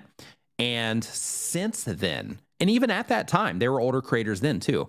But like now, you have a lot of older creators on YouTube. You have a lot of older creators on TikTok, on Instagram, like all over the place. Like there's that. And then going into the future, like this stuff is fun. It's a way to stay connected to people. It's a way to make extra money for like retirement and things like that. Like the amount of influx that we're going to have here, especially in the very near future, with things getting harder and things like that, in the world with inflation and all that.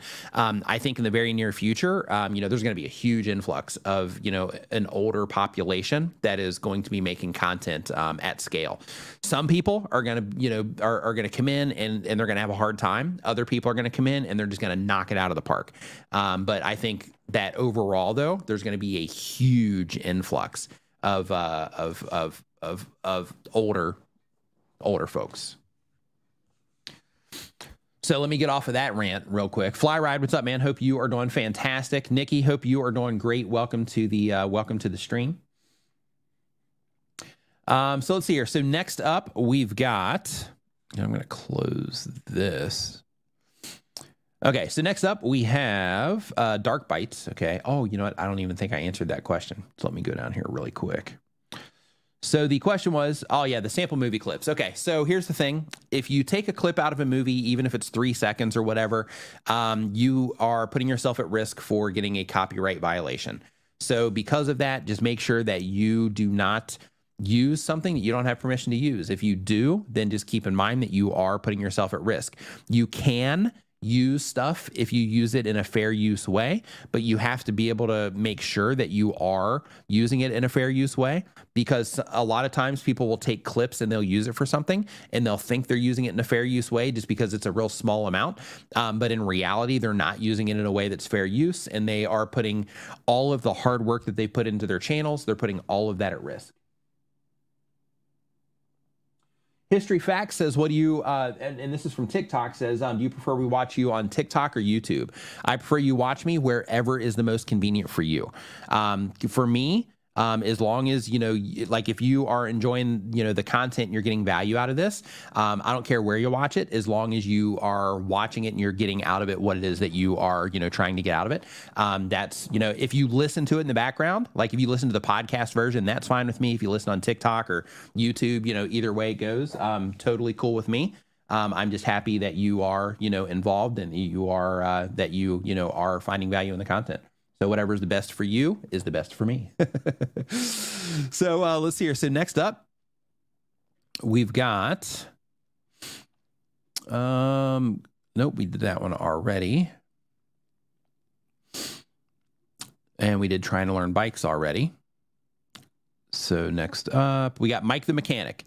Mike the Mechanic, they upload 1 time per week or more. They do long form channel. The goal of the channel is to educate and or education and fun. The question is, if I change the title and or thumbnail of a video that is already uploaded, could that help it to get more views? Absolutely, and it can also hurt it. So when you are uploading videos to YouTube, if you make any changes to the thumbnail or title, that can cause the people that are being presented that content to respond to it differently. So if they respond differently in a good way, then your video can perform better. But if they respond differently in a bad way, then that can actually hurt the video. So because of that, just be very, intentional with the changes that you're making. Also, don't try to sit there and just like change stuff all the time. Instead, think to yourself, right? Like, okay, what about this thumbnail helps people identify it's something they care about? Is that being focused on? Yes. Okay, check. 2, what about this title is compelling that will cause somebody that is interested in this type of thing to want to click on it? And then once you identify those 2 things, then just let it sit. So publish the video. If you do find based on, your averages that you have across your channel that it's way underperforming, then change it from there. But when it comes to publishing your videos on YouTube, sometimes right out of the gate, it doesn't do that great. But long term, it ends up doing fine, right? So because of that, don't always just go into like panic mode and change something. Instead, be like, okay, I'm going to commit to this because it's clear to me when I'm putting it together that this is going to be the thing that's going to help them identify it. This is going to be the thing that's going to pull them in. And then, trust your own instincts on that. And then from there, let it sit. And then if you let it sit for a while, let's say like a couple of weeks, and you're not getting like any activity at all, then in that particular case, then, you might want to go in and change it. Or if you are getting a lot of impressions on it and you identify, the averages across your channel, and you're like, hey, with this many impressions, I'm usually around this on my high performing videos, then in that particular case, then that's where, you would make one of those changes if you're, getting regular views. Let's see here. Next up on the list here. And by the way, give this a thumbs up if you are enjoying this on YouTube or over on TikTok. Make sure you smash that thumbs up. Make sure you smash the heart buttons. All the stuff that you have the options to hit. Go ahead and hit it. Except for the dislike, don't hit that one.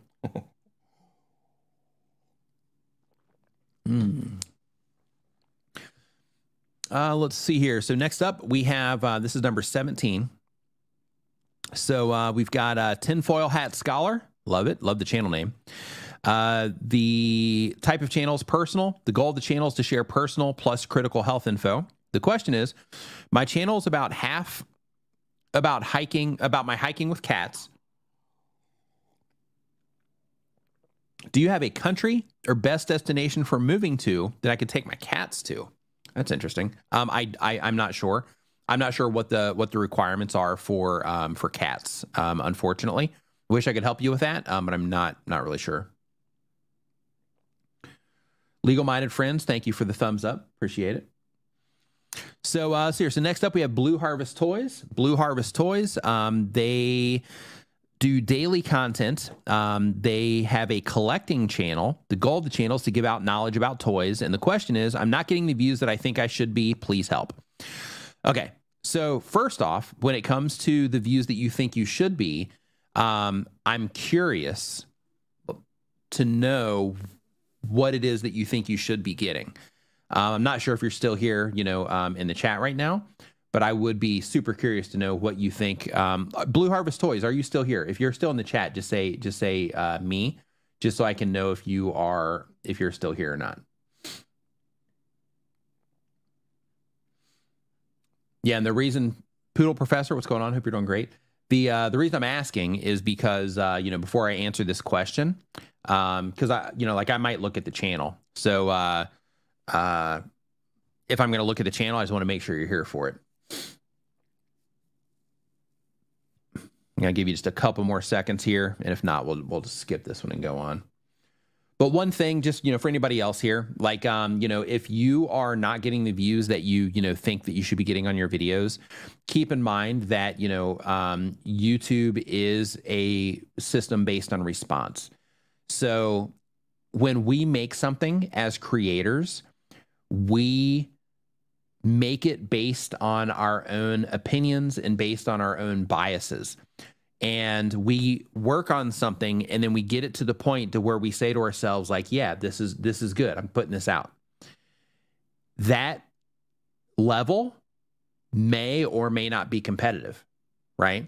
So just because we think that it is a certain way doesn't necessarily mean that it's going to get received in that way, right? So because of that, that's why it's so important to make sure that you are paying attention to the data that you're getting on your content and seeing exactly how people are responding to what it is that you're doing, so that you can make decisions on things that you need to improve upon based on how people are responding to what it is that you're doing, right? In a perfect world, we would just publish whatever we want, and then people would just come in and love it, right? But if we're making content for ourselves, right, because it's a passion project and we're just following our passion, we're putting content out there, just as our, for ourselves, then in that particular case, if you're making it for yourself, then you shouldn't be worried about views in the first place. But if you are making content for other people to enjoy, then it's important to make sure that you're thinking about fine-tuning things to make it easier for people to enjoy that content, right? Because if somebody else is going to be, enjoying it, there's certain things that need to be in place for people to enjoy, what it is that we're making. So because of that, it's important to make sure that you're just trying to, ride that balance, so to speak, in terms of like, this is what I like, but then I also need to do it in a way that other people, will also respond well to it, so I can reach a lot more people and share my love for whatever it is that you're doing on your channel, so I can share that love with, with everybody else that you're trying to reach. Walter's World in the house. What's up, man? Hope you are doing fantastic. Nice seeing you at Vid Summit, man. Looking forward to you coming over here. Next up, we got Speak Spanish Now. Speak Spanish Now does edutainment channel, teaching Spanish. The goal of the channel is to help those who are looking to utilize functional Spanish in an everyday setting. And the question is, I'm going to try a new way of uploading my upcoming VOD simply because I like the video quality better than my webcam. I want to mesh the Google Slides presentation with the vlog style in the edit. Should I just play the vlog style and record my slideshow in my editing program / StreamYard and then mesh the two together in the final edit? I hope this makes sense.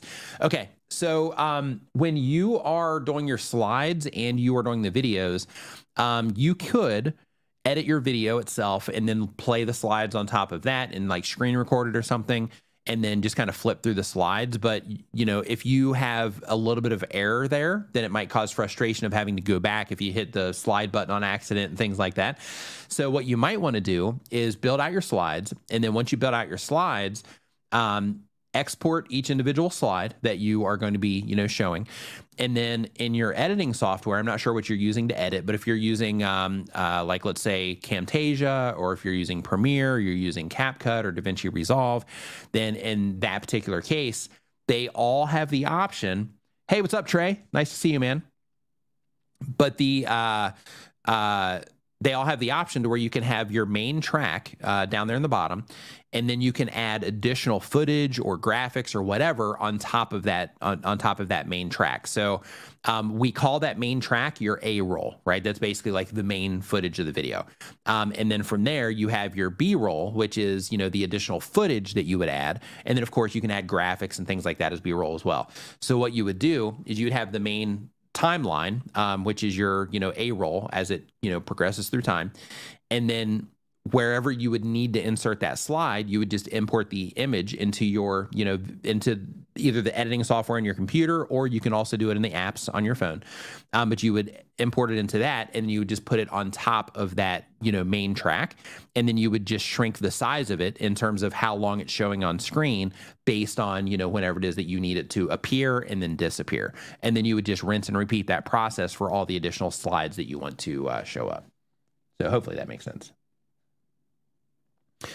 Man, so Trey's in here right now, Trey Jackson. So we did we had a conversation at Vid Summit. Man, like, I've been on a lot of podcasts and stuff. I've done a lot of, collaboration videos on YouTube, done a lot of live streams and things like that. But man, he's cutting through like Like, you know, normally the questions like, how do you get started on YouTube? Like things like that. Like he's going like deep, like he was getting into my soul, like, like his conversation, like he left me thinking the whole rest of the day. Like even on the flight back, I'm like, huh, like just kind of, you know, like going internal with a lot of the, you know, a lot of the questions that he was asking me. Really, really deep stuff, man. I loved that conversation. Thank you for that, by the way. Really, really good stuff. Build with Mooney says they do woodworking content. The goal of the channel is to share and teach. The question is, I finally reached the first big aha moment in my YouTube journey. I'm right at 6 months. The moment was building up learning from my data and practicing with shorts formatting, and I feel confident that I can put out almost any short now that'll get a bunch of views and keep driving views and subscribers. Thanks, Nick. You have been a big part of my journey, and now I need to get that same momentum with my long form content. No question, just a big thank you. Awesome. Glad that you have kind of, you know, crack that nut, for like a, you know, lack of a better way to say it. So congratulations to you for that. And you know, if you're able to do it on shorts and you're understanding like what's going on there, then in that particular case, you know, you should be able to transfer a lot of that information in terms of how you're analyzing everything over to the long form content too. So nice work on that. Let's see here. Ty's Hot Mess History says, this is a question I got from a blind content creator. Is there an app that will select a thumbnail from a video? I told him that YouTube offers 3 when you upload, but he wanted more options. So technically in almost, well, I'm not going to say all video editing apps, but one thing that I can say is that when it comes to most of the editing apps that I've played with, you can export individual shots. So you can say like, okay, whatever it is that you know that's showing on the screen right now, I can export that as an image, and then you can use that image as a thumbnail. So they can definitely do that. So it's going to depend on the particular video editor that they're using but most of the video editors that I've, you know, messed with or that I use, like Camtasia, for example, they have that.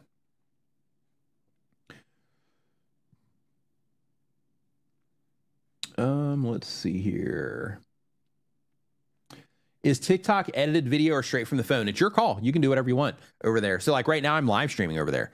So you can live stream, you can upload videos, you can do whatever you want. Like, for me, I'll do some edited stuff. Like if I make a short for for this channel, then in that case, you know, I'll drop it over there if it's like, you know, got a little bit of production value to it or whatever. And then other times, like, right before this stream started, as an example, I uploaded a video there to where I'm literally sitting there. It just stalled out at like 395 views, but basically like I'm just sitting there with my phone, and I just go like this, and I'm like, this is my live streaming setup. Before I go live, I have my YouTube chat here, my StreamYard here, my YouTube questions there. And it's just one thing, unedited, 100% unedited. And then I uploaded that. So like you can do, you know, you can do whatever you like over there. Like, because I'm geo-locked, I thought I had it figured out with a US SIM card, but it didn't seem to matter. But because I'm geo-locked over here, I'm just going to make my TikTok a free-for-all, unless I decide to send my videos to a friend in the States or somebody over there and then have them upload from that side. Fly Flow, if you want to shoot me an email, at askniman@gmail.com, then, you know, we can have that conversation. But I'm, you know, as long as we can line up time zones and, you know, things like that, then it should be okay. And as long as, you know, with the people that you are reaching with your content, as long as we have alignment there, in terms of the audience, in terms of me being able to provide some type of like real value, then in that particular case, then I'm down. Yeah, by geo-locked, what I mean is TikTok, because I'm in Thailand. So what happens is if like when I'm in the States and I published a video there, my audience is like 98% US audience. When I publish here, it's like that in reverse, but it's a Thai audience. So so because of that, you know, fortunately, I've been able to, you know, send some of you from here over to there. So some of you will also, you know, get that over there as well. But which also helps me get in front of some more US people. But like at the time of publish, it's usually mostly Thai people. Even my live stream today, when I started it, that it was also mostly Thai people. And as a matter of fact, yeah, I think I've only got a few people watching right now. I think I got like 4 or 5 people watching. And yeah, I think from what I can see right here, it looks like maybe 2 or 3 out of those are Thai people. So, but you know, it's fine. Not a big deal. That's how they choose to run their system. So I either have to figure out a way around it, or I just play by their rules and, you know, just serve, you know, locally. So let's see here. So next up on our list, we have, so here, build with Mooney. We answered that one already, I think. Yeah, woodworking. So let me go to the next one here. And by the way, if you are just joining us, we're talking about everything, you know, related to YouTube. So if you're a content creator and you are publishing videos to YouTube, my entire YouTube channel helps content creators learn how to thrive on the platform. So if you are not subscribed, make sure that you do subscribe. And if you have a question about what it is that you're doing on YouTube, there's a form down in the description where you can put your question, and I'm answering them in the order that they're coming in. And it's free too. Like, you don't have to do anything. All you have to do is put your question down there, and then it'll get answered as long as I get to it before the stream's over. So My Angry Troll is the next channel here. They upload every other day. They have a gaming and horror channel. The goal of the channel is to hit 4,000 watch hours. The question is, when uploading videos, does the tag section work, or should we not worry so much about adding a bunch of tags in that section? So this is one of those situations where using TubeBuddy, for example, is great, because there they give you tag suggestions and you can just quickly click, you know, whatever. YouTube, they say that, you know, tags don't really matter anymore, but they do matter for misspellings. So that doesn't really align, right? It's like, do they matter or do they not? But when it comes to that, my recommendation is that use the box until they take it away. As soon as it 100% doesn't matter anymore, or it's not relevant in any way, then they'll code it out. So because of that, as long as the box is there, use it. Don't spend a lot of time. You don't have to like spend hours keyword researching your tags and all that stuff. Just think to yourself, how, you know, what keywords are relevant to this particular video, and then just put those in there. Let's see here. So next up, hey, thank you, Karen. I appreciate that. Let's see here. So next up, we've got, okay, the channel. It looks like we've got a few different channels here. But the type of channel is a kids channel. And the goal of the channel is to eventually have the day job that they love. Would be great to get monetization level one day. Question is, I'm growing 3 channels at the same time, about a year now, because of different content. How would YouTube be with this? It's fine. Like, if you're putting unique content on 3 different channels, you can have 100 different channels if you want. As long as you're putting unique content, you know, up on each one of those channels, then you're fine. But it says, how would YouTube be with this from the AI perspective, especially one of the channels being a kids one? I'm learning daily, but I'm not sure that I'm missing something. I've seen Daryl Eves through your live streams too, so I started to watch him, and it's all making sense. I'm enjoying, and I hope that I find the sweet spot one day with my channels. Many thanks for your vids. Love them. Thanks, Kimberly. So glad that you're enjoying the content, Kimberly. So yeah, when you are, you know, when you're uploading videos to YouTube, as long as you're uploading unique content to each individual channel, you're good. Each individual channel is treated differently, and it's about the audience for each individual channel. So, you know, when you're publishing videos to the platform, as long as you know, hey, this is the audience I'm trying to reach with this channel, this is the audience I'm trying to reach with this channel, and this is the audience I'm trying to reach with this channel, and then the content that you're publishing is only content that's going to serve that particular audience, in that particular case, you're good to go.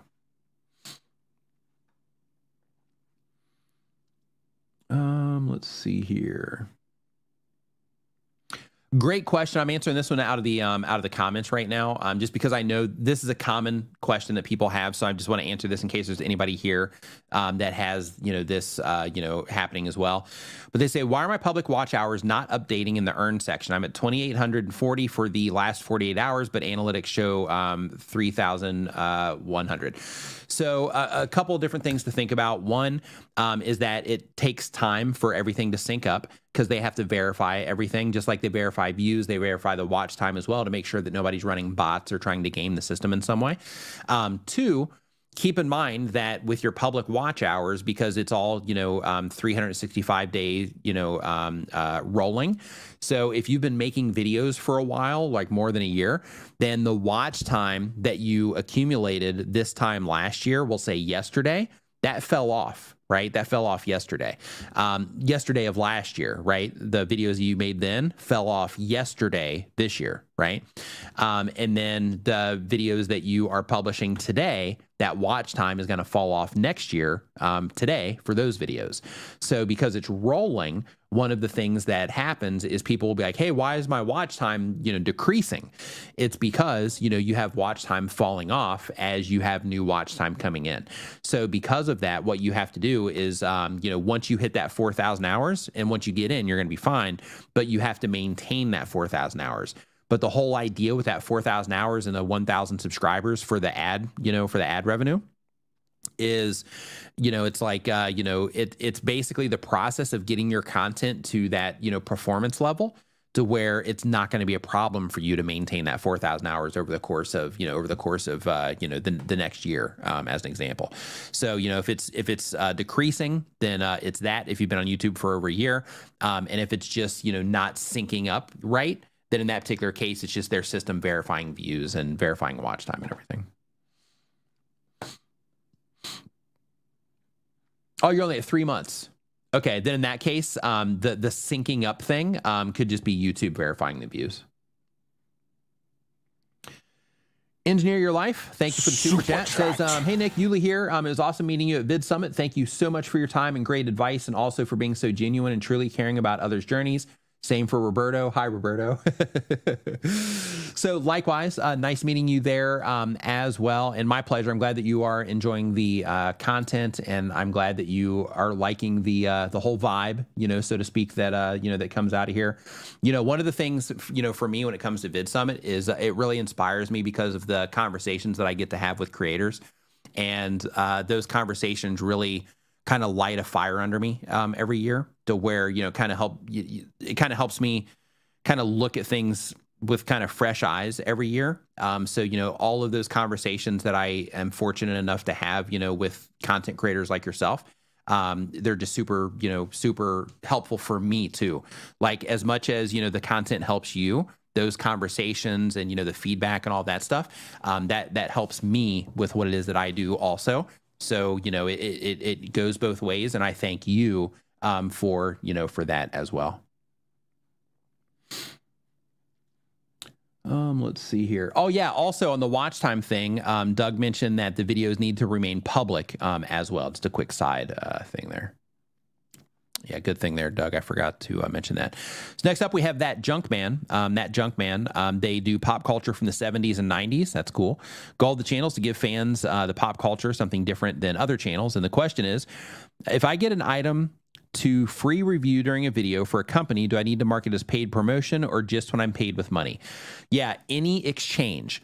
So if you are getting something in exchange for making the content, then in that particular case, then yes, you have to mark it. So for example, if Rode sent me this and I was making a video with this, then technically I need to, if I made a video about this and Rode sent this to me, then that would be a paid promotion, because if they didn't send this to me, I would have had to pay money for it, which gives this monetary value, right? So because of that, if they send you something, then yes, absolutely, you need to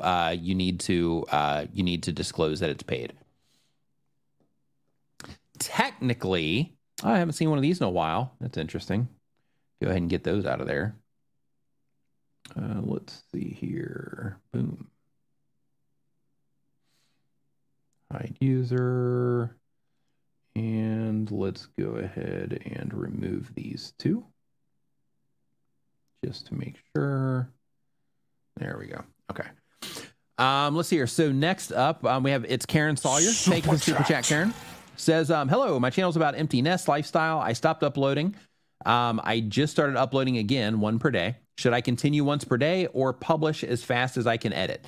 So what I recommend, this is a great question. So, if you are wanting to do this for a long period of time, like if you're wanting to, turn YouTube into something that, that you can, depend on for, a way to connect with people, or you want to depend on it as like a side income or a main, like your primary income, or something like that in the future, then in that particular case, I would pick an upload schedule and I would stick to it. So if you think that you can do daily content for the next 5 years, then in that particular case, stick with daily content. But if you're like, you know what, 2 videos a week or maybe 3 videos a week might be the thing for me, over the course of like a 5-year period, then in that particular case, pick the days that you're going to upload and upload to those days religiously. And the whole idea there is just creating that cadence with your schedule in terms of your upload, so that people that are really into your content, they can know, what to expect from you. But in addition to that, it also helps you work that process of creating and publishing content into your lifestyle in a comfortable way to where it's not stressful, right? Because like uploading daily content, for short sprints, that's fine. But like when you are doing that consistently for a very long period of time, it can end up putting you into like burnout. Some people can handle it better than others. But for, a nice amount of people, it results in burnout. So because of that, just be careful with a cadence like that. Like get it, right? Like get it. Like if you're like, yeah, I can do it, no problem, then get it. But if you are like, you know what, let me pace myself a little bit to make sure that I don't burn out. That's always my default recommendation, just because, the opportunity that we have here on YouTube, to, reach people with our content and impact people with our content, and the benefits that we get, from all of that, are pretty substantial, especially over a period of time. And because of that, if you are somebody that comes in and you go hard like that, and then you end up burning out, you might end up costing yourself that opportunity because it ends up being too stressful. And, all of that as the pressure builds. Because as you start getting more and more people involved with what it is that you're doing, it can create a lot of additional pressure. And then that pressure can also kind of help lean on, pushing you into burnout and stuff like that. So because of that, just make sure that you are being mindful of those things. And just try to publish at a cadence that you're going to be able to do for a long period of time, even if life gets in the way and stuff like that. Because right here, you say you stopped uploading because of life, right? So if you were not uploading once a day, but instead you were uploading 2 to 3 times per week, then you probably, but still making content at the same pace, then you would have had enough content in the queue to continue on while you were having, those things that you were dealing with, that occupied your time. You would have been able to continue publishing content during those times as well, if you would have, kind of paced it out that way. Also keep in mind, I'm not sure where you are in your journey. I'm actually going to go look really quick, because another thing to also make sure that you're mindful of is when you are, hold on really quick. It's Karen Sawyer.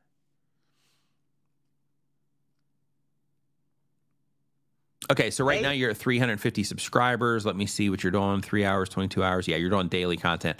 So yeah, so just one thing that I would definitely do is I would pace yourself.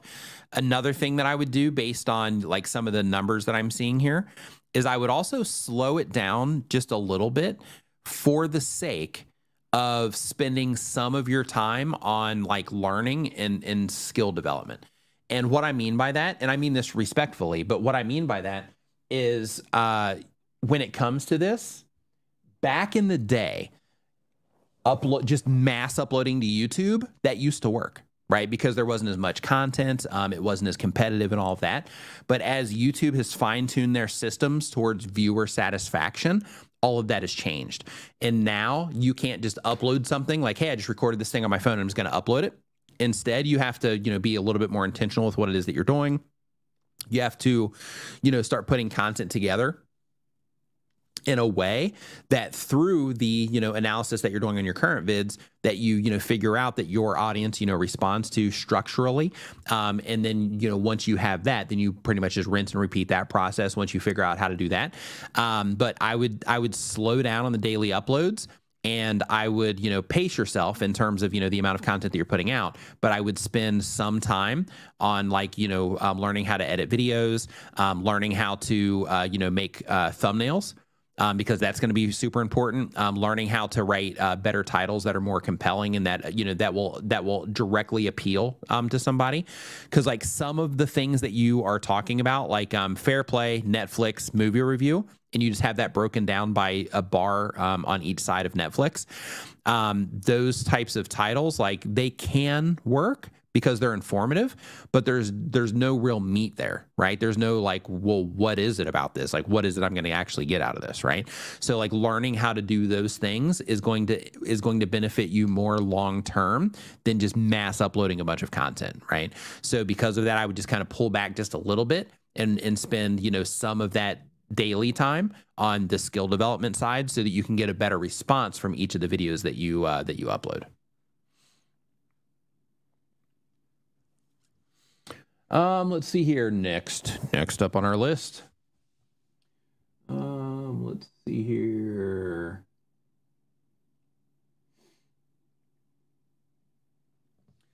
So over here on TikTok, they say, hello, how are you? I'm doing fantastic. Sawadee Kop Tukon. Let's see here. All right. So next up, we've got, we had another super chat come in. Let me answer this one here really quick also.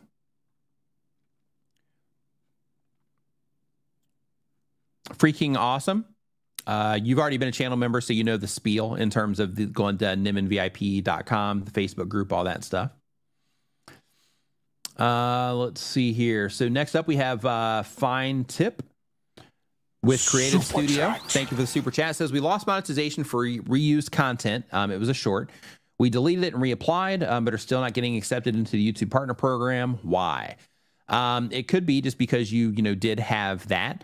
It could be that now that you're kind of on their radar, so to speak, for using reused content, they might be, analyzing things, a little bit more than, they were in the past. One thing, it looks like you're doing some original stuff here, as long as this is your content. Hold on real quick. Yeah, this looks like your content. Yeah, it looks like you're doing original stuff here. So one thing that I would do in your particular case is I would reach out to Team YouTube on Twitter and see if they can assist you in some way. If you keep hitting these like roadblocks of trying to get back in, then I would hit up Team YouTube and see if they can help get you sorted. Because it looks like here that you are uploading original content. So first, try Team YouTube. If Team YouTube does not work for you, like if they don't help, DM me on Twitter. If you can't DM me for some reason, then just @ me and then I'll follow you and then you can DM me. Yeah, try that. And then if they,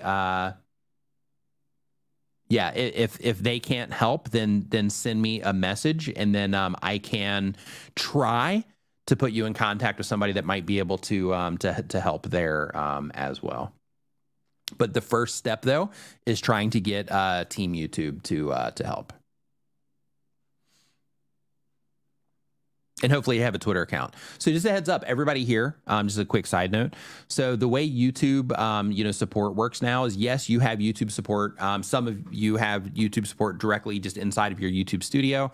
But in addition to that, they've kind of like offloaded their support kind of to other social media platforms, which is weird.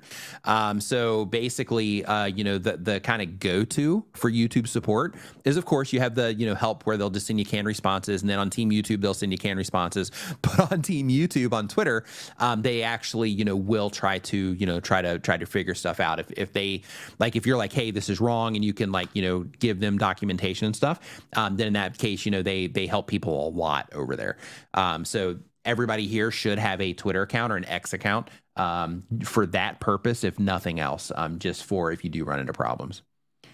Bearded IT Dad says, great talk at Vid Summit. Thank you for the kind words. Super appreciate it. And thanks for being a member for 11 months as well.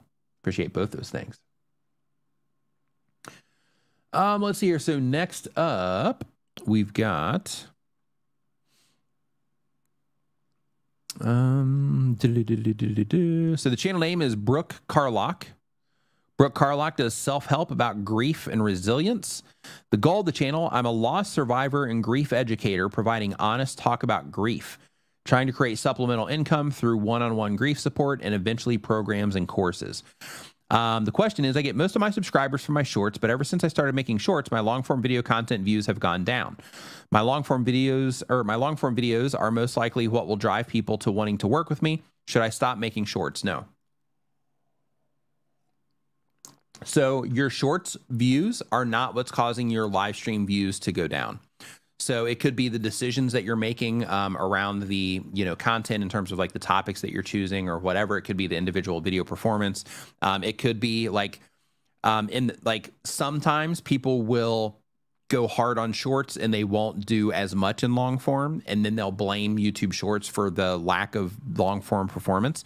And what will actually be the case is they just uploaded less and things like that. So there's a lot of moving parts when it comes to YouTube, but in terms of your shorts content, making your long form content not get views, that's not don't worry about that. Instead, keep making sure that you are, providing the value that you're trying to provide through the long form content, and keep using your audience retention reports and your click-through rate and, the devices people are watching your content on, the general demographic information and the new and returning viewers and all that stuff. Make sure you're using your analytics on each individual video to better understand how to make better videos for the people that are interacting with your content. Because with what it is that you're offering specifically, like you're adding like a tremendous amount of value to people, helping them, get through difficult times, like that, that's huge. And because of that, I would be trying to reach people in shorts, and I would also be trying to reach people in the long form content as well. And in terms of, one not affecting the other, I'm not saying that, just so that you'll keep making the content. I'm saying that because, people consume things in different ways.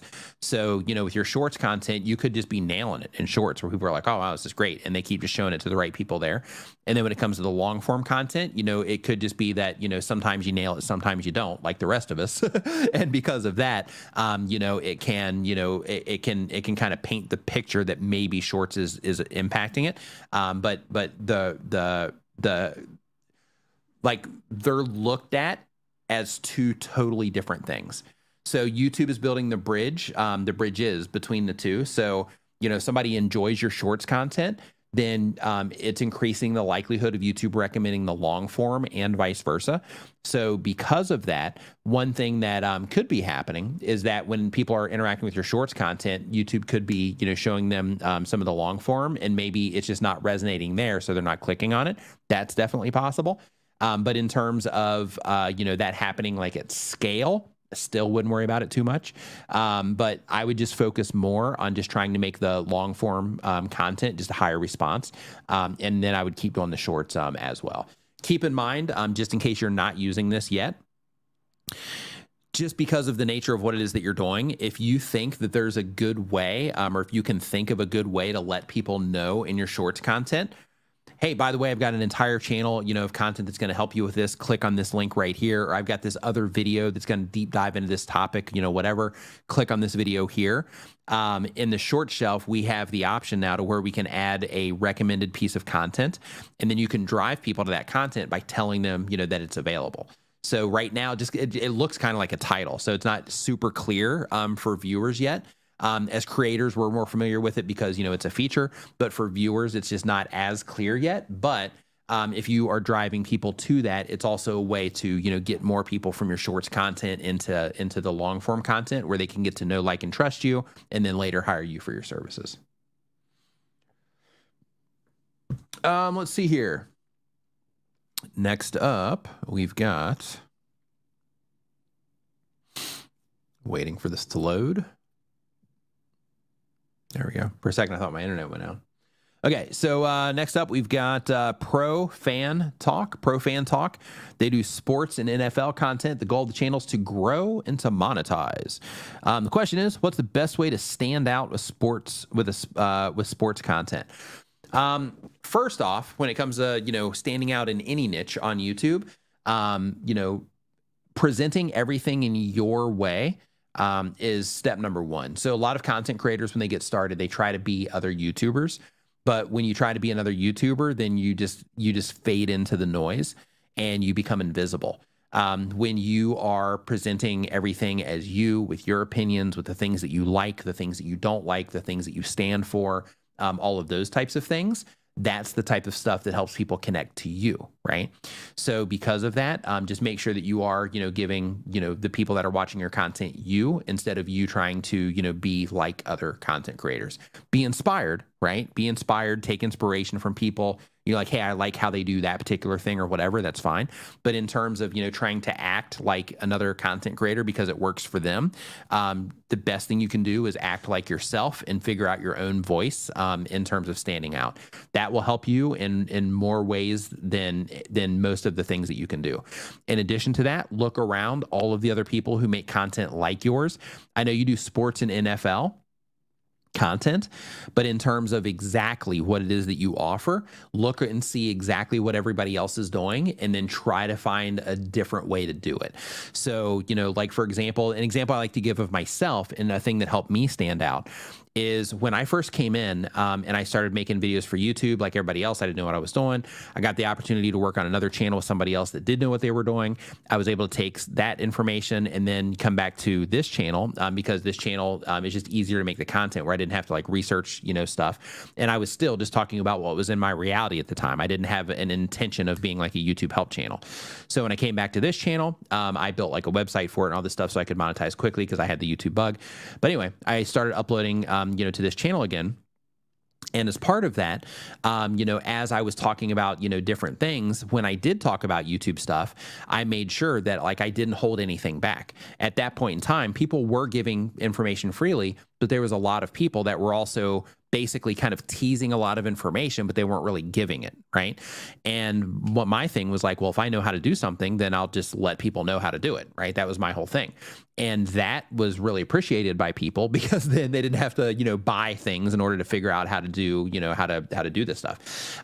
So that was really helpful. In addition to that, at that particular moment in time, the creators who were making, this type of content, once I did start doing more YouTube help focused stuff, is, a lot of them were approaching it from the standpoint of like, they are the, like coach, and then like you are, the person that's trying to learn. My approach was that I'm a creator like you, and I'm a creative, right? And I express that in my content. And the way that I express that was, instead of just me being, sitting there talking, I would have, when I was, editing all my videos and stuff, like I would have like little sections in my content where I would just stop and I would break into like a little music video just for like a few seconds. Or I would do, something else or, like whatever to kind of, show that I'm also creative while I'm sharing this information. I also expressed that through my set design. At that moment in time, there wasn't anybody else that was, doing, the colorful stuff with their YouTube sets and all of that in this space. So, I was like the first, person to really introduce that. And I, it went really high contrast and everything with how everything looked in my videos and all of that. And I use that as another way to stand out. My presentation style at that moment in time, which was super fun. I might actually start doing that again from time to time. But at that moment in time, everybody would just kind of sit and talk like I'm doing right now. But what I was doing, for those of you that were around way back in the day, I would basically all my videos, I made them while I was standing up. And then basically I would step into the camera and then I would say, a part, and then I would move to one side, step into the camera again, say the part, stop it, hit record again, step into the camera, say the part. And basically it made my content really dynamic. I was bouncing all over the screen and all this stuff. It was super fun to make, but it also was a thing that helped me stand out. And it helped me stand out so much that people even started calling that thing, like, that thing you do where you step into the camera. Right? Like it was super noticeable to other people. And that was a thing that I used to stand out. Right. So just looking to see like, what is it that everything else that everybody else is doing and what is it that I can do to, to stand out, against that. So hopefully that makes sense. Really quick, Six Shop. Thank you for Super Chat. Says, channel is slowly growing again. How do you handle having more than one channel? If your views are too low, do you lose monetization? Thanks so much. So views are fine. You just need to make sure that you stay within the 4,000 hours of watch time requirement. And then you're good to go. So basically you have to make sure that you keep getting 4,000 watch hours every year or more. And really, like, you're going to need to anyway. Like if you want to make any worthwhile money, on YouTube, then you're going to need to get more than that anyway. So, you know, that's par for the course, so to speak. In terms of, you know, managing more than one channel, that all comes down to your workload. Like if you are somebody that, you know, is doing all this full time, it's a lot easier. If you're somebody that's balancing a job and a family and, you know, school and, you know, plus YouTube, then in that particular case, you know, it can be a lot more challenging. But basically, what you want to do is you want to make sure that you're thinking about, your workflow so that you can make sure that you can consistently over a long period of time put out content on both channels. If that requires that you know, have somebody that edits videos for one channel or somebody that helps you come up with ideas for one channel or somebody that helps you make thumbnails for one channel, like anything that takes you a long time, that you could use the help with, you know, hiring some of that stuff out is another way that people, you know, manage that sort of thing. But, you know, some people, if you're super efficient, some people can just, you know, roll the whole thing. They're like, yeah, I can run like 8 different channels and I'm totally cool. I can do it all myself. Depending on the content type, you might be able to do that. But if the content takes a while to make, then in that particular case, you know, it can be helpful to hire some stuff out. Let's see here. So another super chat that we had here is from Markanow. I hope I'm saying that correctly. Marcanow says, Nick, which one feature is best algorithm-wise? Like, share, or comments? Likes and shares. So comments do not impact your video performance. So that particular tidbit was shared by Renee Ritchie, YouTube's creator liaison. He shared that, you know, in one of our chats here during this live stream. He mentioned that, not this live stream, but one of the, you know, streams. This was probably like 9 months ago, maybe even longer. It was shortly after he got that gig. But basically, yeah, comments don't have any impact on your video performance. So likes, they do matter. They are considered, right? And shares also matter. So shares matter because they can bring more people onto the platform. So if you're bringing more people onto the platform, you're starting sessions, which is good. And that also gives you more people that YouTube can start to identify other users, like them to recommend your content to, and so on. So that can be helpful. But in terms of likes, so here's a funny one for you. So when it comes to likes, and this information, you can find this, I think it's in the Google Help pages. It's either there or it might be in their creator educational resources that they have. If you go to like youtube.com/ I think it's like creators, I think it is, where they just have free educational material for everybody. But basically, one of the things that they share in one of those places is that when it comes to likes, and this is really interesting, but it makes tons of sense.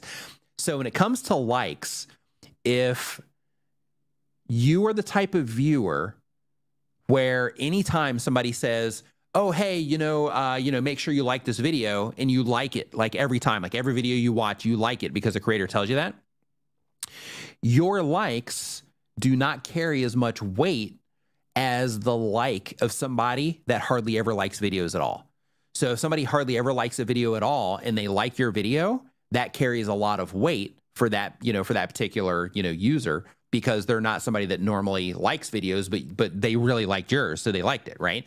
But if you're somebody that likes every single video because the creator tells you to or whatever, or you're just a creator, so you're out there just like, oh, hey, I'm hooking this creator up by hitting that like button, the likes don't, they don't matter as much. I mean, it's all input and it matters, but it just doesn't matter as much as when somebody that doesn't like all the time likes, which makes total sense. So really clever on their side to do that. But when I ran across that, I thought that was really interesting information. But yeah, focus on likes and shares when you are dealing with that. Whoa, this TikTok that I published before my stream. So last time I refreshed, it was at like 400 and something. It just jumped up to like 1911 over the course of like an hour. It's interesting. Supposedly those views are inflated. So I don't know the legitimacy of this, but word on the street, word on these YouTube social media streets are that TikTok, they basically are counting impressions as views. So people will see a lot of views on there and they're like, oh, but it's really, just kind of, impressions more so than somebody actually watching it for like a certain amount of time, which I thought was interesting. Don't know the full details on that. Don't even know if, you know, the thing, but that's the word. That's what they're talking about in the shadows. Dude over in the corner with a trench coat. Like, hey, I got some TikTok views over here. They're not like, you know, they're not like real views, but they're, you know, but I can get you some views like them. All right. So let's see here. So next up, we've got monetize. Okay, so we answered that one. Next up on our list here. Hey, another thing too, and I'm sure some of this has probably come from this live stream too, but from this being live over here on TikTok. So let's see here. Yeah, so I've gotten like nine, maybe 10 followers just during this live stream. So I'm not sure how many of that came from the that video, and I'm not sure how many came from like here, but just interesting, keeping you up to date, right, on what's going on over there. So let's see here. So next up, we've got Pro Fan Talk. Pro Fan Talk does sports and NFL. Okay, we did that one already. So let's go to 26. There we go. All right. So next up, we've got INERAD. Einrad might be how you say that. They upload when they have time. It's a dance format channel. The goal of the channel is to get more views and subscribers. Question is, what am I doing wrong? So it could be a lot. I mean, there could be a ton of different things that you could be doing wrong. But instead of you know, thinking necessarily like what you're doing wrong, you'll find a faster path to success, in my opinion, if you start focusing on what can I do better, right? So one thing when people start YouTube channels is they have these expectations of a lot of views because they're getting recommended content with thousands of views on it, or hundreds of thousands of views on it, or millions of views on it. And because of that, they expect when they publish their video, hey, this is me just like walking down the street, that I should get, you know, hundreds of thousands of views on that video.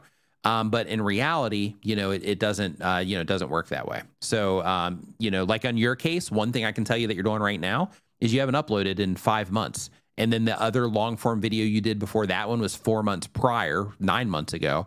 And then you, before that was a year ago. So the very first thing is like, you need to upload, you know, on a somewhat regular basis.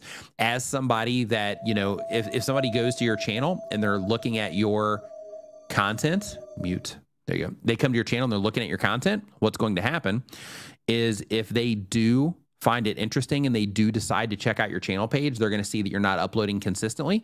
And that means that your channel, there's no reason for them to subscribe because they can't expect more content from you.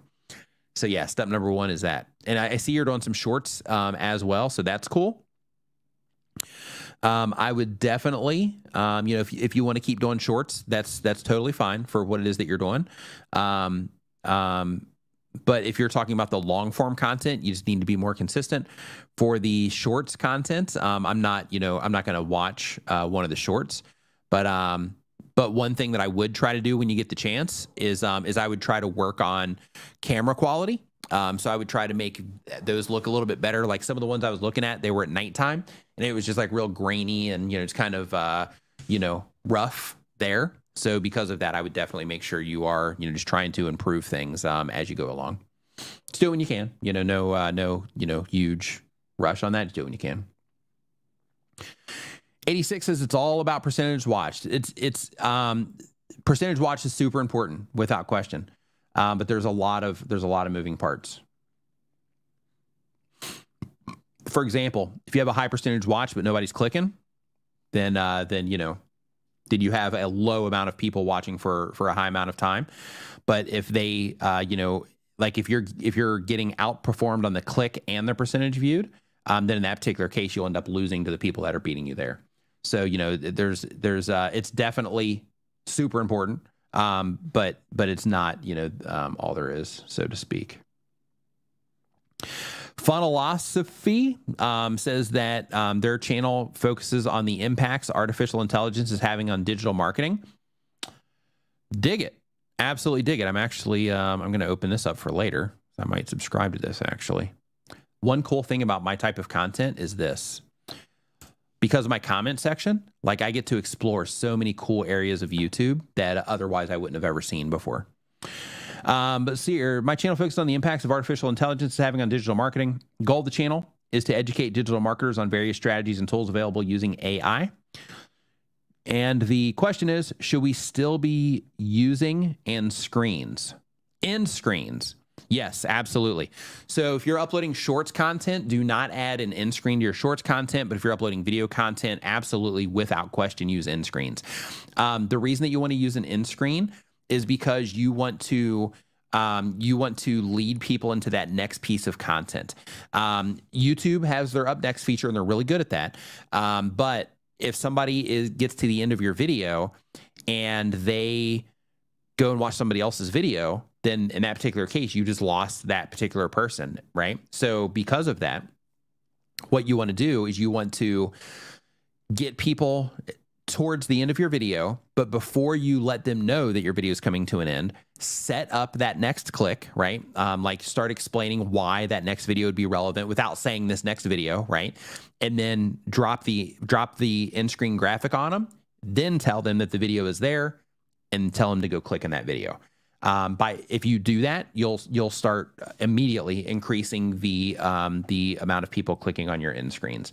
But the whole idea is if you interrupt the viewer before they get to the end screen, then they're going to end up bailing and watching something else anyway. But if you lead them into that end screen and then you give them a call to action to click on that to go and watch it, a decent percentage of people will go over there and watch that video, which will increase the amount of views that you're getting. It'll increase the amount of ad views that you're getting. It'll increase the amount of subscribers that you're getting, because when people watch more than one video, they're more likely to subscribe to the channel if they didn't subscribe in the original one, those types of things. So it's definitely advantageous to add end screens, because you get to continue sessions. So just because there's a lot of new content creators in here. So when it comes to YouTube, just so you know, quick educational thing about YouTube. So you have watch time and you have session time. So watch time is how long people spend on your individual video, but session time is how long they spend on YouTube. So you want as much of that session time as possible to be on your content. If you can create a chain where people are hopping from like video to video to video to video of yours, the originating video will do better on YouTube, because they can anticipate that video is going to get more watch time per impression for a certain percentage of users. Session time, total watch time. So if we were to put this into a direct time format, let's say you have a 5-minute video. If somebody watches 100% of a 5-minute video, fantastic.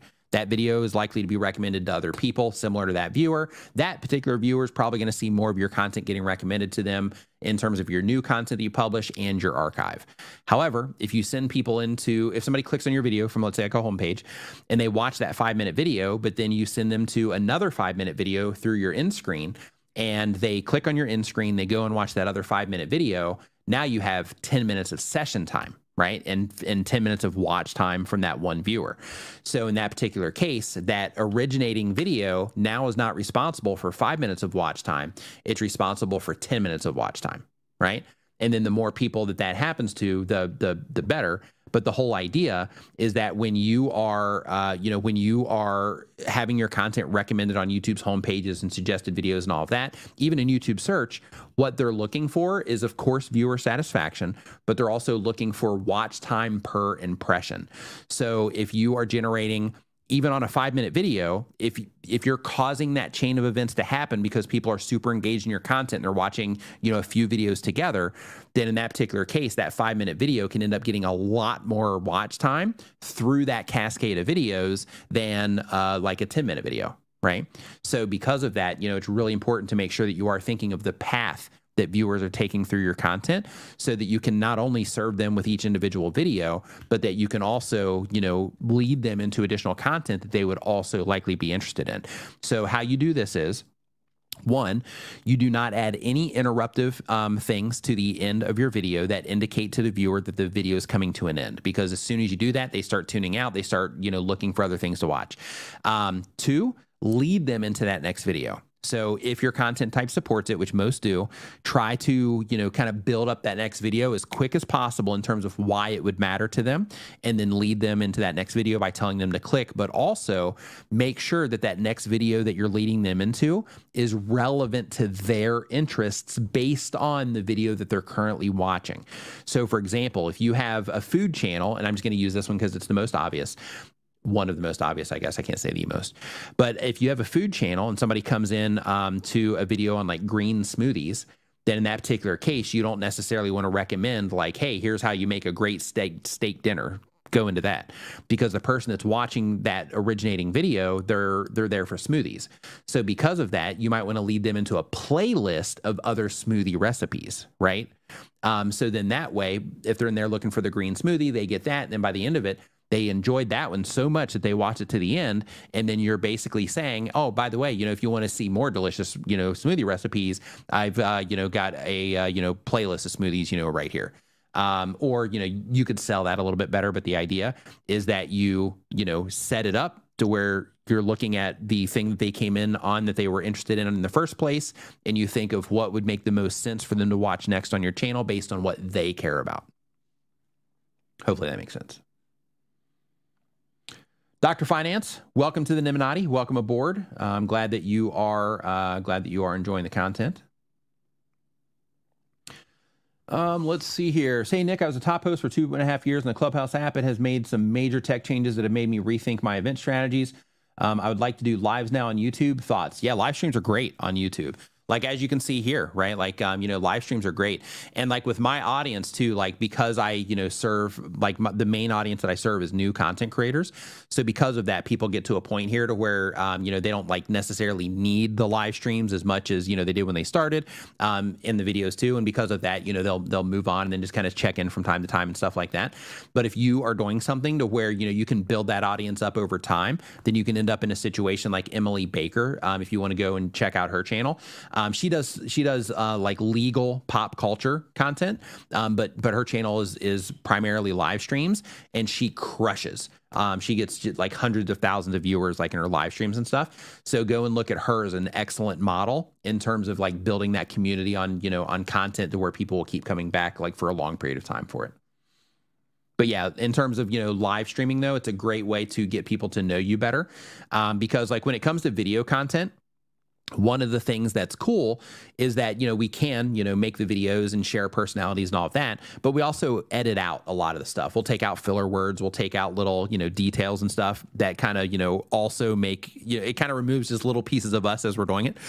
When it comes to live streams, you can't do that. So because of that, there'll be little things that'll pop in your brain, little side conversations that you'll have because of something somebody said in the comments and things like that. People get to know all of the nuance of you. And that can create a really great relationship with the people that are interacting with your content, especially if you're, doing like live events and, those types of things as well. Let's see here. So really quick, let's see, start. So really quick, okay, Q&A live streams from D Patience. Q&A via live streams. Any tips? Best software. So Q&A live streams are great. When it comes to the type of Q&A, that's going to be dependent on what it is, what it is that you do. So a Q&A live stream about like your life, if you have a super highly engaged audience, those can do okay. But if you have a live stream where you can do a Q&A where you provide some type of value in return, then in that particular case, those can also do, pretty well. In terms of best software, if you are going to be collecting questions, you can use, because you already have a YouTube account, but I would create a Google form for the questions. Like basically, if you go down into my video description right now, I have a link to a form. I'm actually going to test something here really quick. Hold on. So if I put this here, let me see if it puts it in the chat. It's supposed to. I'm just going to see if it does it. Yeah. So if you click on that right there, basically I just put in the chat, it says, have a question, put it in the form. It's free. That particular link is going to take you to a Google Doc. I mean, at least it should. It's where it's supposed to go. But that's going to take you to a Google Doc. And then in that Google Doc, that's where people put their questions. So the reason I recommend that you do something similar is because when, and you can just add that, down in your video description. But the reason that I recommend you do something similar is because when you don't collect questions in an organized way, then people are going to feel like they're not heard. and people, you know, get offended by that. Like I've had people come after me on like Twitter. I've had people like DM me, you know, talking about how they felt like ignored in the stream, how they were asking me questions, but I didn't like acknowledge them, things like that. I've gotten emails about it. And the whole thing is, you know, it was because at that point in time, I still get it every now and then, but having that form massively reduces it. But basically, you know, when I was just answering questions out of the, you know, comment section, then people are like, they're answering all these other questions. Why aren't they clicking on mine? Right. So, you know, people can, you know, get, you know, kind of emotional about that. So because of that, having that form just keeps everything organized. And then as long as you're spreading awareness and letting people know, if you got a question, put it in that form, then you have something to kind of fall back on as a defense to where it's like, hey, you know, I have this form and I answer the questions in the order that they're received. So I'm happy to answer your question. Just get there early next time so you can get your question in the form, right? And then that kind of gives you something to work with there. But if you just go to, I think it's forms.google.com, then, you know, you can find that. Or if you just hit, you know, Google Forms in Google, then you'll be able to find it. And they're really easy to build. It's just like a drag and drop type of thing. Let's see here. Astute Mathematica says, Nick, what's your take on A/B thumbnail testing being linked to watch time instead of views? Thanks. I think that's the right way to do it. Like I think there's two prongs to this. So the very first thought is that when it comes to YouTube pegging it to watch time, that makes the most sense because in that particular case, they're leaning on viewer satisfaction about the entire experience. So when you are putting together your thumbnail and title and you're deciding the topic of your video and you're expressing that through the thumbnail and title, you're creating, oh, sorry, for the software. That's why I mentioned the Google Forms for the software. Because you said the best software for the Q&A. That's why I was saying the form, because it's free and it's web-based. And then with that, it doesn't cost you anything. You can basically design the form and then they can go there and put in those questions. So hopefully that answered. Oh, the best software for the live stream. I'm sorry. I thought you meant for collecting the information. Yeah. So yeah, StreamYard is what I use for this. So if you like how I'm able to like pin stuff on screen and all of that, then yeah, StreamYard is the GOAT for live streaming, especially for this kind of stuff. But yeah, so in terms of A/B testing for watch time. So when you are, one second, when you are trying to figure out, is this viewer satisfied with this experience or not? Then in that particular case, it makes the most sense to go towards watch time, because when you are setting up your topic, title, and thumbnail, you're creating an expectation from the outside of what the viewer is going to get. If you nail that expectation, then they're going to end up watching for a longer period of time because you're giving them what they expected.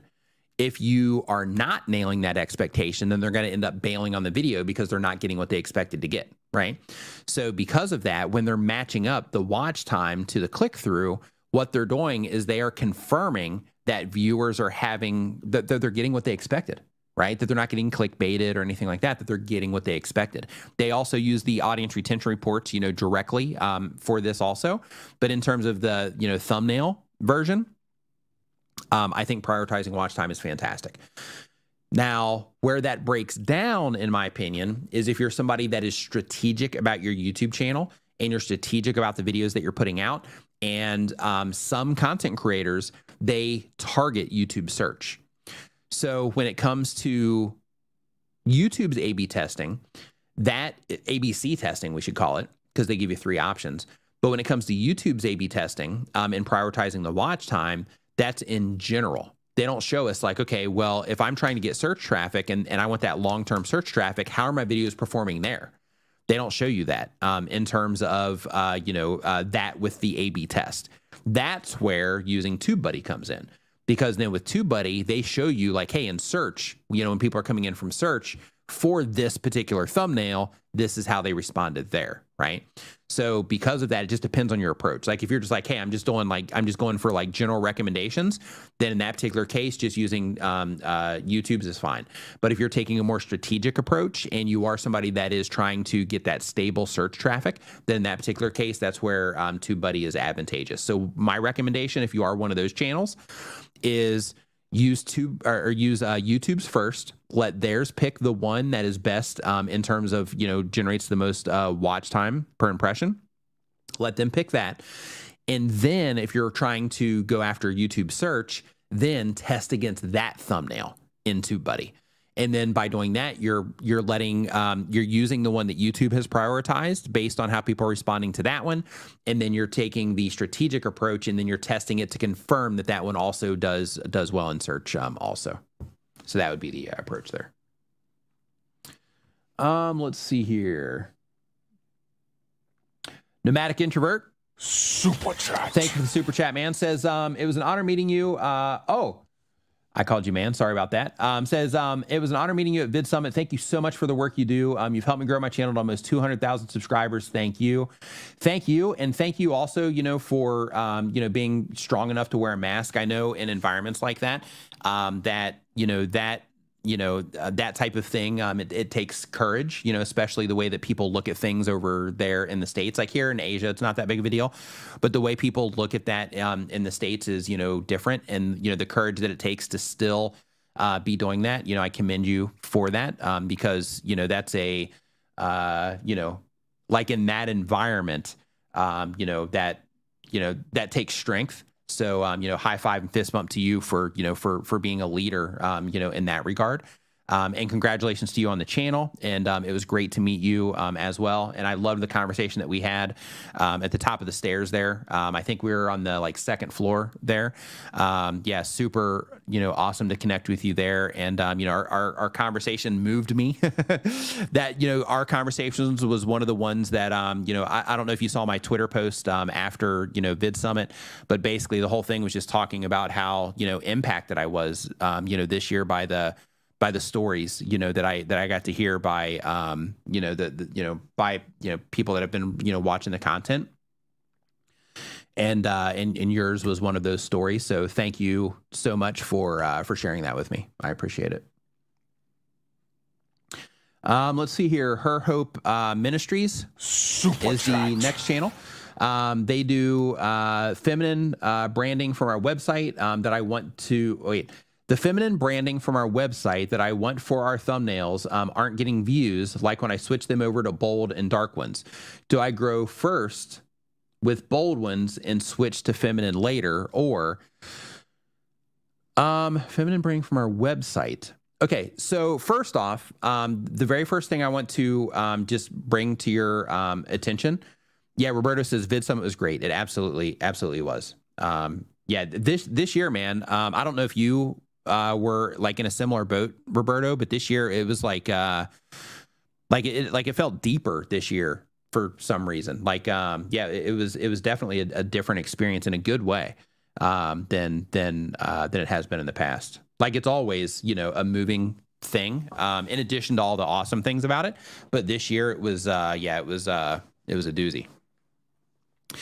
But, so the first thing I want to mention to you, Her Hope Ministries, is that you should not be prioritizing the effectiveness of your thumbnails. Like you should not compromise that for the sake of branding. Okay. So, hey, popcorn. So what you want to, make sure that you're working on first is how do we get people to identify this content about something they care about, and how do we get them to click on it? Focus on that over everything else. And then once you get through that, then that's where you're like, okay, now I'm going to start, testing colors and, things like that, so that you can, kind of work through it that way. Because when you prioritize the branding over the effectiveness, you're essentially sacrificing the performance of the video for people that are familiar with your website being able to possibly identify your content on YouTube, right? So because of that, focus all of your efforts on like, okay, let's pretend that our website doesn't even exist when it comes to our thumbnails. And let's try to make our thumbnails in a way that's going to help the people that we're trying to reach on the platform identify that this content's about something that they care about. Focus on that first. And then once you figure that out, then start bringing in like little branding elements, or if you want to add like a logo, or if you want to stylistically brand it, that's fine. But first figure out what works for the audience that you're trying to reach on the platform. And I'm actually going to go look at your, Hold on, let me go find it really quick. Here, I'll just pull it up over here. I'll manually do it.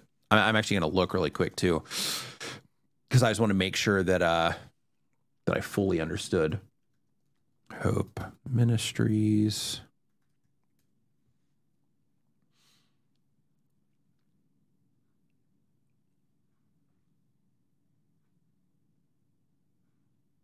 Okay, so I see what you're doing. Okay, so yeah, so in your particular case, one thing that I would definitely do is I wouldn't necessarily look at it yet in terms of like dark and light.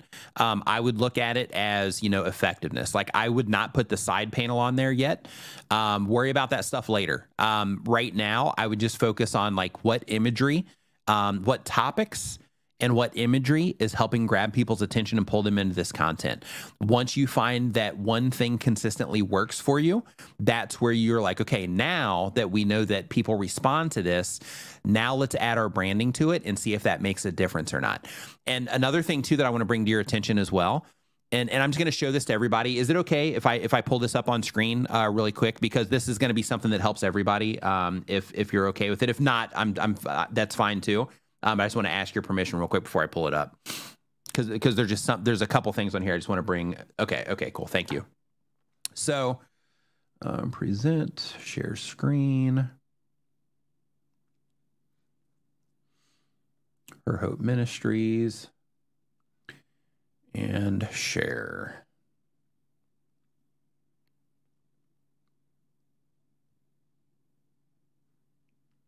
And then here, let's add to stage. Booyah. Okay. So right here, if we look at your thumbnails, another thing I want to bring to your attention, because, you know, the branding thing, is something that you mentioned. So, I'm glad that you're mindful of the branding side. But one thing that I want to bring to your attention here is even when it comes to your branding here, let me turn this down here. There we go. Even when it comes to your branding, when you look at this, I'm guessing this is like your logo from your website or, something like that based on, the information that you mentioned. But when it comes to your branding elements, you want to make sure that you're using something that's more easily to identify. So like if you are, or once you get to that point where you are like working more on the branding side of things, like if you look here, like at the size that this is on my screen, you can't see any of the detail of what's written inside of here. So when you're making this, right, and it's on your, computer and it's big, then it's like, oh yeah, that clearly says, it looks like maybe it's the same thing as your name up here. So it's like, yeah, it says that, clearly, and then the little, words around it and all that, really easy, when it's on a big screen. But when it's small like this, you can't really tell.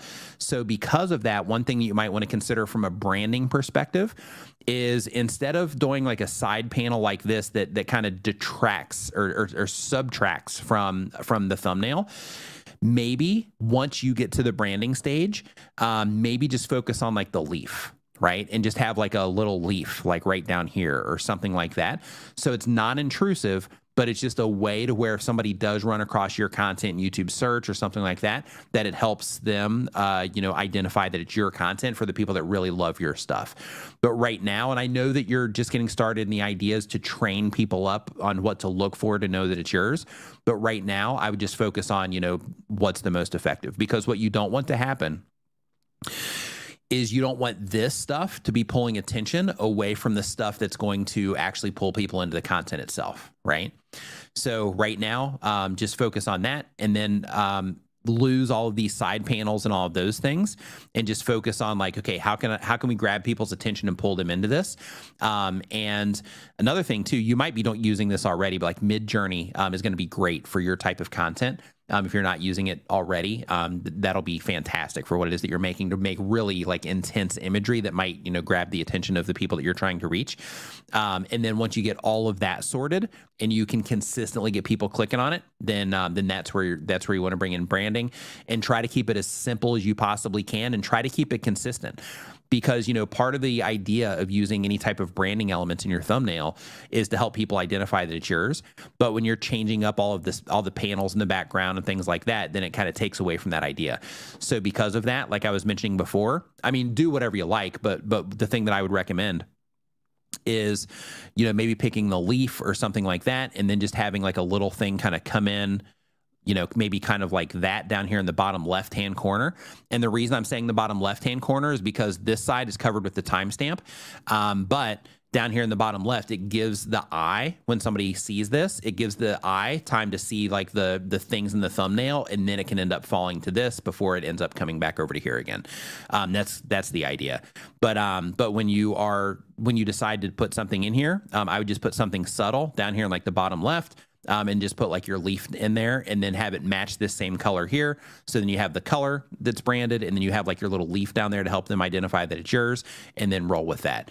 But even with that, just be super careful when it comes to the branding stuff, because with what you're doing here, you know, you're trying to, reach people and, like impact them in like very deep ways. So because of that, the impact that you're going to make, and I know that you're probably like, hey, Nick, this isn't what I signed up for, man. but with the impact that you're trying to make, people clicking on your thumbnails, or like people seeing your thumbnails and then reading your titles and clicking through, that is going to be way more important than somebody recognizing your branding, right? Because the impact that you're going to be able to make on the individuals, interacting with the content, that is going to, that's going to get you a lot farther than, having, your branding on the thumbnail. Because like one way to look at that is like when you're putting that branding in there, like it makes it, about you, which it's advantageous because it's about you and it helps people identify. That's why I put myself in, in my thumbnails, at least at the time of publish. But basically the idea though is to make sure that you're just prioritizing that thing that's going to get people into the content, right? Because, with what you're doing, that's the most important. Let's see here. So, so next up, we've got Blue Harvest Toys. Superchat. Says, just feel like I'm doing something wrong. Here's the thing, like when you feel like you're doing something wrong, like I think it was actually yours. Yeah, I tried to look at your channel earlier, but you weren't in here.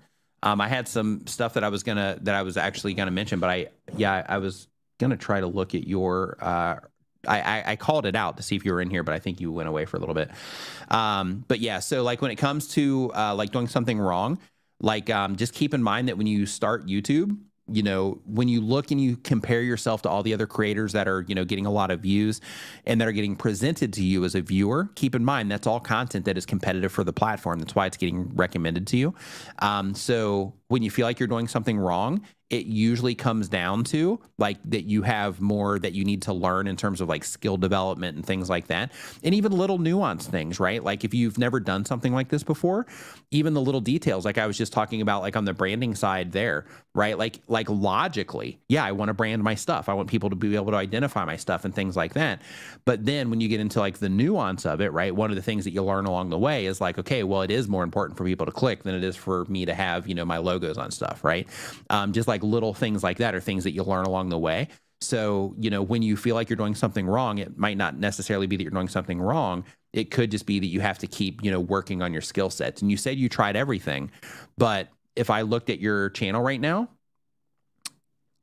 from, experienced eyes, I would bet you that, that there's probably still a lot that you haven't, that you haven't tried. And that's just the nature of YouTube. I've been doing this for 9 years and I haven't tried everything, right? Like, there's still a lot of, experiments to do. But just for the sake of it though, I am going to pull your channel up here really quick because I did try to look at it earlier.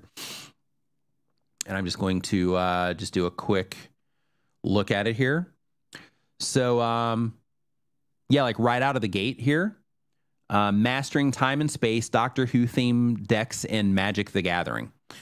So the thing that you're prioritizing in your thumbnail is just a big word that says magic. And then the next thing that draws my eye is a block of text that says timey-wimey, and then another one that says unboxing. The thing that will help the viewer identify this is something that they're going to care about, which is your Doctor Who thing, that is like the smallest thing in the thumbnail. And you also have 2 characters in here that are also super small in the thumbnail. So what I mean in terms of, doing, not doing something wrong, it's not that you're doing something wrong. It's just that there's more to do, right? There's more to learn. So what I recommend that you do, watch videos on graphic design, watch videos on color theory, watch videos on the basics of photography, because you're going to learn about framing and you're going to learn about like balance in an image. You'll learn some of that in the graphic design stuff too, but like, learn that so that you can, so you can do better from the outside, right? In terms of how you're packaging stuff up. Also, for like your long form videos, don't put hashtags in your titles either. That's not going to help you in any way. So don't do that either. But those types of things are things that, that you have to learn along the way. And unfortunately, like the learning process is something that, people like myself and Roberto Blake, who's also hanging out here in the chat today, and other people that make content like this, like, we try to cut down that learning curve as fast as we possibly can for you guys. But, you going and like learning, the stuff in terms of the skills, that's a whole other thing that, that is in addition to learning the best practices of YouTube. Like you have to learn how to do the thing, right? The reference that we always give is that, like when you first pick up a guitar, you can't expect to go stand on a stage with like the best guitarists and just like shred at like some rock concert, right? Instead, you have to learn how to get your fingers to move right. You have to learn, where on the fret that you are pressing the strings. You have to learn, what the different notes are. You have to learn how to get this hand working while you're having this hand working. You have to learn what type of guitar you want to play. You got to figure out what type of music you want to play. You have to figure out what the knobs are. If you're on an electric guitar, you have to learn how to tune the thing. You have to learn, all of these different things about it. And even when you know those things, and this is where the skill development comes in. Even when you know those things, somebody can know how to play a guitar, but they're still not going to be on a stage shredding against people that are, that are professionals, right? You have to keep working on it and keep building up the skill sets in order to, get yourself to that level where you can play alongside them. YouTube is the same exact way. You're competing with people that, for everybody here that's starting a channel, you're competing with people that have been on the platform for, for 5 years, for 10 years in some cases 15 years, depending on the niche that you're getting into. Like, you're competing with people that have been doing this professionally for a long time. And because of that, sometimes you can break right through. Other times, you can sit there and have to, develop a lot of skills in order to hit that mark. But as long as you keep working on those skills and, like when it comes to the knowledge side, like, really that all comes down to like the nuance of learning how to create a good experience for people. And then you learn the strategies in terms of content and stuff. But when it comes to like the real thing that, moves the needle for you in terms of getting you past that threshold of like, man, why isn't this working? The thing that gets you past that threshold is the skill development, right? Learning how to move your fingers, learning how to play that guitar, essentially. And then through practice, publishing content in our world, right? Through the practice, that's where you start learning from how people are responding to your content, so that you can, modify things from there to make things better, and that helps you become a better player, so to speak, right? So that's the idea.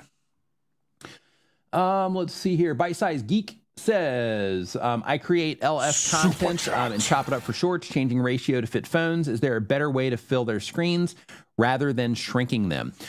So I know Premiere, they have an option to where you can reframe the video, and then it will basically just kind of recuts everything in that way. I know that Opus Clip, they do it as well, to where it's similar, to that. But it's like, you can't just do it for like a long form piece of content. I think they cap out at like 3 minutes or something like that. But that is one option as well. When it comes to that ratio, another thing that you can do, like if you are stuck and you're like, this isn't going to work as a piece of vertical content, to make it look better, so it's not just a black bar on the top and bottom, is you can lay the video underneath it and then make it bigger and then just blur it. And then that way, the motion and everything stays the same, so that it's not really distracting or weird. But the focus is in on that square in the middle, but it makes it feel like the video is actually filling up the whole screen. Jason, that artist Super chat says, what do you think about doing YouTube Shorts to 1,000 subs for monetization, then switching to long form content? You're still going to need the watch time requirements for that. So it's fine. Like you can totally do that, but you just need to make sure that you're getting the long form watch time. So, I mean, technically you could get monetized just through shorts themselves, and then that will also transfer over to long form. But the idea is if your strategy is shorts to 1,000 subs and then switching to long form content, you might as well just do both anyway. So just go ahead and just do your shorts so that you can, be getting, subscribers from that, and then also do long form so you can be getting watch time from that. So then you don't have to do one and then switch and then do the other. So you can do both of them at the same time so that that will get you there faster. Good question though. Let's see here. Her Square Dating Pool, thank you for Super Chat, says, can I get an expert to look at my analytics? Many views each video, started in July, subs at 700, professional help. Absolutely. There are creators that offer that service. Roberto Blake offers that service one-on-one. I'm not currently taking on clients at the moment. That Nate Black, formerly of Channel Makers, he offers that service as well. I think Daniel Batal, I believe he still offers that service also. But yeah, that service is definitely out there. But I would hit up Roberto, Nate, or Daniel for that right now. Something to analyze says my channel's in Spanish about sports that I create. About sports, I create videos, but no likes or subs apart from a few on some vids. What's wrong with my thumbnail audio editing? So the very first place to start when you're not getting results is trying to figure out like what's happening.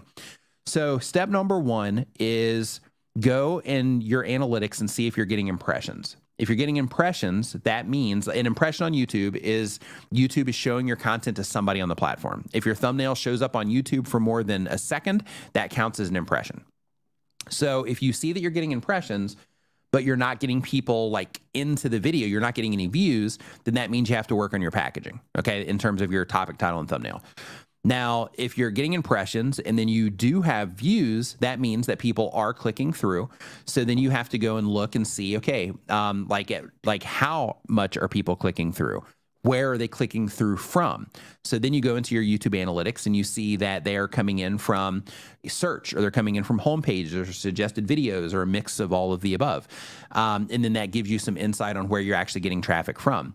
And then from there, you go and you look in your audience retention reports and you see, okay, how are people actually responding to the video content? So YouTube's showing my content to people through, I see that through impressions.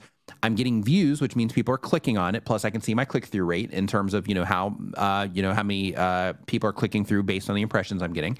So the next step in that process is my audience retention. So if you look in your audience retention and you see that it just goes down when people come into your videos, then that means that people are not responding well to your videos, which means that you need to work on that beginning part of your video where your video first starts. You can experiment with different ways that you start the video. You can experiment with having yourself on camera or off camera. You can experiment with having B-roll while music's playing. You can experiment with having a voiceover while B-roll is playing. You can experiment with graphics. Like there's a ton of different things you can do. But the goal is like, okay, let me see if I can get people like 30 seconds into this video, right? And then from there, you rinse and repeat that process over and over again until you have a consistent, amount of watch time on the video itself. And you can replicate that with every video that you publish, and you keep trying to raise that over time. If you do those things and you keep using that information that YouTube gives us about our videos to fine tune and make better videos, then you're going to end up doing better. But when you are publishing, and it's like, what's wrong? Is it my thumbnail? Is it my audio? It's my editing. It could be all of those things. But using your analytics, you're going to be able to see exactly what it is that you need to work on. So again, if you have impressions, YouTube's showing your content, you just have to learn how to get them to click. If you're getting people to click, but your videos still aren't doing well, it means that you need to get people to click at a higher rate, and you need to get people to watch your videos for a longer period of time. So those are the things that you got to work on. And then Demon Dro, what's up, my dude? Hope you're doing awesome. Says, Nick, 400,000. I literally hit 300 2 weeks ago. Thank you for your help. High five and fist bump to you. Nice work on 400K. Looking forward to seeing you hit 500 in a couple weeks. Love it. I remember when Ty, she was also, having similar results like that. And it was great too, seeing her coming in like, every week, like, hey, another 20,000, another 50,000 here. Yeah. So love that you're on that trajectory. Absolutely love it. Let's see here. Okay, so we answered this one already, Dr. Finance. Thank you for the super chat there. Should I restart my channel? Super chat. So as long as you are still making the content, like as long as the videos that are on your channel now would still be of interest to the people that are going to be consuming the content that you're going to be publishing in the future based on what it is that they are interested in, then you can keep it all on the same channel. But if you're going to do something completely different, then that's where you'd want to consider changing channels. Super chat. And Hanging with Hillbilly says, I have a music video reaction channel. I want to react to current events, comedy, etc. Should I have a separate channel, or will scheduled uploads or playlists suffice for subscriber retention? So if you are reacting to current events, comedy, etc., one thing just to think about there is that people that like reaction videos, some of those people like comedy reaction videos. Some people like current event reaction videos. Some people like pop culture reaction videos and so on. So I would get clear on the specific types of reaction videos that you're going to do and the type of people that you're going to be trying to reach with your content, and make sure that it aligns. Because, for example, let's say you do current events and then you end up talking about political things. That audience isn't necessarily going to resonate or isn't going to necessarily be the same as the comedy reaction audience. So the whole idea when it comes to YouTube is you want to think about, if somebody watches the video that I published last week, this video that I'm publishing this week, is it going to be like, what's the probability of it being of a very high interest to those people? And you want to publish the stuff that's going to be of high probability of them watching that too.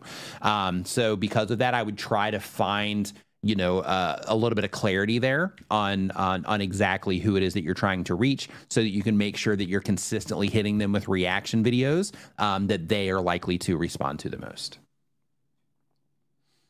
Let's see here.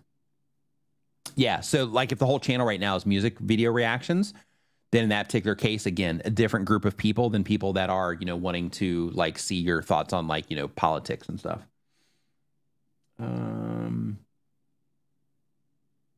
Yeah, if you are going to do different things like that, then in that particular case, for the other part of your question saying, should I have a separate channel? Yeah, I would separate it based on audience, right? Always think of the audience first. Who is it I'm trying to reach with this? And will each of these videos that I'm planning on putting out be a perfect fit for that type of viewer? If the answer is yes, publish it on that same channel. If the answer is no, then that's where you'd put it on a different channel. All right, and I think, hold on really quick. And another one here from Demons Row. Thank you for the super chat. Says, is there a difference between uploading in 4K and 1080? I've seen views spike in 4K, but sometimes I do 1080, so I could work faster. What do you think about that? So when you are publishing in 4K, you are giving yourself just one more opportunity. I think at scale, and I also think about like individual, you know, like that each person and their experience adds up into a much bigger pie over time, right? So when you're publishing in 4K, your content is even accessible for the people that are snobs about 4K. For the people that watch YouTube videos on their phone, and for the people that are like, or not their phone, but on their TVs, and that are like, hey, I'm only watching 4K stuff because I've got this great 4K TV. For those types of people, then you can still reach those people as well. So because of that, you know, in that particular case, I would upload 4K just for the sake of it being available there. In terms of, does 4K or 1080p impact your video performance? No. If somebody responds, if people respond to your video at a high rate and it's 1080p, and all of the other videos on your channel are 4K, but that particular video gets a much higher response just based on how you put it all together, then that video is going to dominate. If the 4K videos are the ones that get the higher response, those are going to be the ones that dominate. So the actual resolution isn't as big of a deal, but if you want to make your content accessible for as many people as humanly possible, then in that particular case, rolling with 4K would be the move. And hold on, I think, is that the same question? Did you do two? You did. You accidentally sent two. So thank you for the double, or it's just showing that way on my end. Narcissist Sex says, I'm getting frustrated, need watch time. My channel is about narcissist abuse. Any quick ideas? Drive people into playlists. Make sure that you're thinking about Drive people into playlists. Make sure your channel page is set up so that if people are interacting with your content, they can easily find more of what it is that they want on your channel page. Make sure that you're pinning comments, leading people into playlists. Make sure that you have links in your video descriptions of other relevant content that people would be likely to enjoy that are watching, that particular video. And of course, make sure that you're in your audience retention reports paying attention to how people are responding to your videos second by second. So just in case you don't know, or anybody else here doesn't know, your audience retention reports are a second by second graph of how people respond to your content on average. So if you are looking at your audience retention reports for every video, you're going to start noticing, hey, when I do these things, people leave. When I do these things, people stay. And the whole idea is to learn to do the things, more things that cause people to stay, less things that cause people to leave. There's some best practice stuff there, but there's also tons of nuance based on the content type and based on the audience that's consuming that content as well. Let's see here. So G-Force for Life. Thank you for the super chat. Says, once you have a decent fan base, is it okay to start adding different content, like different games? Yeah, when it comes to gaming, totally. So the ultimate goal is that when you're publishing videos to YouTube, that you hit a threshold to where people are coming to your content because they like you, right? Keep in mind that happens anyway, because, for every video about pretty much any topic, you have a bunch of different people talking about it. You have a bunch of different people playing the game and so on, but people choose to watch yours along with the other ones for a reason, right? It's because of you. So because of that, just keep that in mind. But when it comes to broadening out to more games, what you can do is start using your community posts now. Start using your community feed and start asking people, like, hey, what other games do you play? And give them some options based on games that you want to play. So, like, for example, be like, hey, do you, like, let's say you currently do like first person shooters, right? Then in that case, be like, hey, do you also play, this game, and this game that are similar? Or do you also play racing games? Or do you also play like battle royale type games? Like, start asking a bunch of questions over, the next few weeks in your community feed to start getting a really good idea of the other games that the people that are interacting with your content play. And then when you decide to start going out and design those questions, don't just be random, design those questions based on games that you want to play. And then based on the games that people are playing the most, then start making videos on the ones that people are playing the most. Good question. Let's see here. Dr. Finance says, my apologies as I'm new to this, and no worries, and forgot to put the question in. What do you think could be the benefits of hosting an event on YouTube once a week versus Clubhouse? Discovery. Like, YouTube has 2.7 billion users, 246 million of those are in the US alone. That doesn't include all the other English speaking countries. That doesn't include YouTube giving us the opportunity now to upload translated audio into our videos. YouTube is also, they just announced a couple of weeks ago that they're rolling out the opportunity for us during our upload process to translate our audio into multiple languages. We can already do that with our metadata as well in the settings for each individual video, but discovery on YouTube. So like on Clubhouse, you're sitting there and you're going through your feed and you have stuff that, they kind of recommend. You have to go through a lot, right, of stuff in order to get to anything.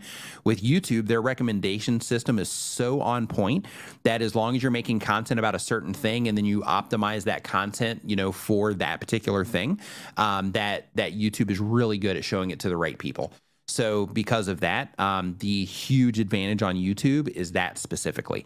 Another thing is when you're doing the event on YouTube, if you do it live streams also carry additional weight on YouTube as well. While the event is live, then it can get more promotion as well, because YouTube understands that if something is live, that the live experience is important. So because of that, they prioritize live content. So because of that, huge advantage there as well. And for your subscribers, like if you go to your YouTube homepage right now and you look over on the left-hand side of your screen for anything that you're subscribed to, they show you who's live right now, right? So then you can also pull people in that way as well. You also have your community feed here on YouTube, which I don't believe they have on Clubhouse unless they've changed some things. But like your community feed on YouTube, you can use that to hype up the event. You can use YouTube Shorts to get yourself in front of new viewers that might not have ever even clicked on your content or never even known about your channel, and let them know, hey, we got this event coming up, blah, blah, blah. Click on this, related video here to learn more about it. And then they can go there to learn more about it. So you can hype everything up and you can get discovered through the short shelf.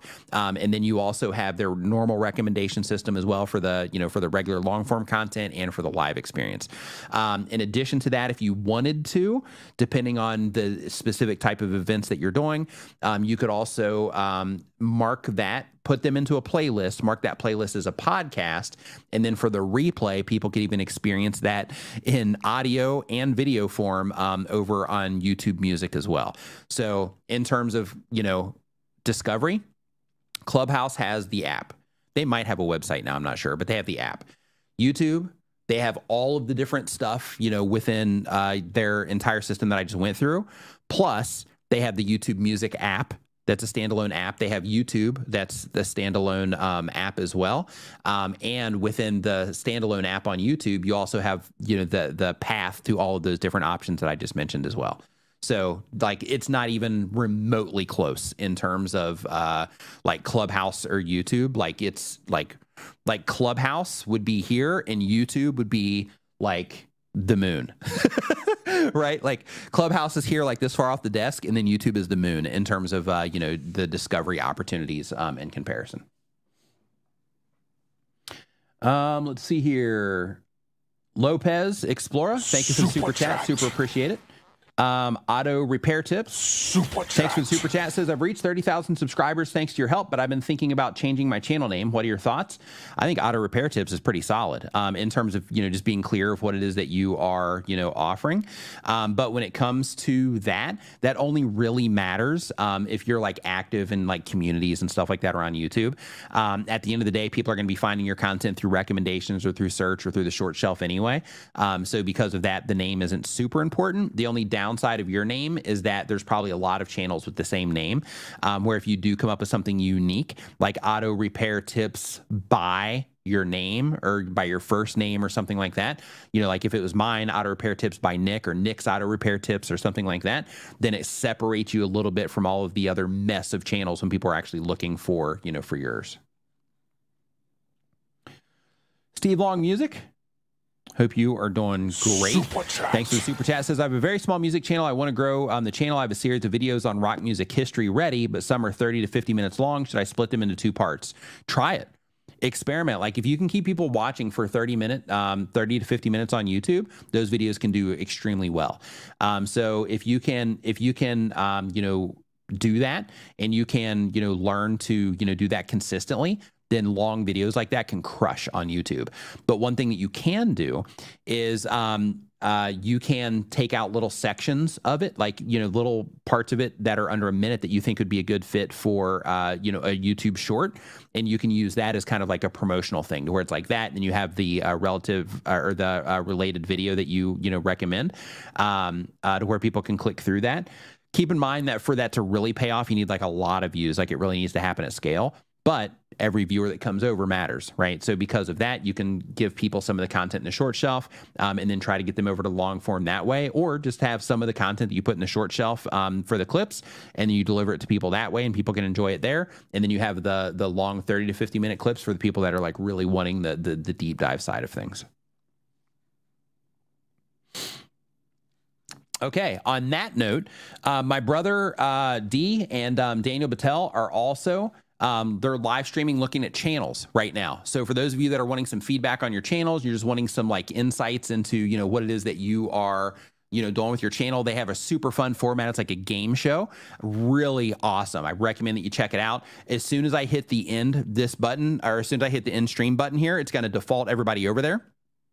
So what you want to do is just hang tight, and then as soon as I hit this button, it's going to send you directly over there, and then you can participate over there. Super fun. You're gonna absolutely love it.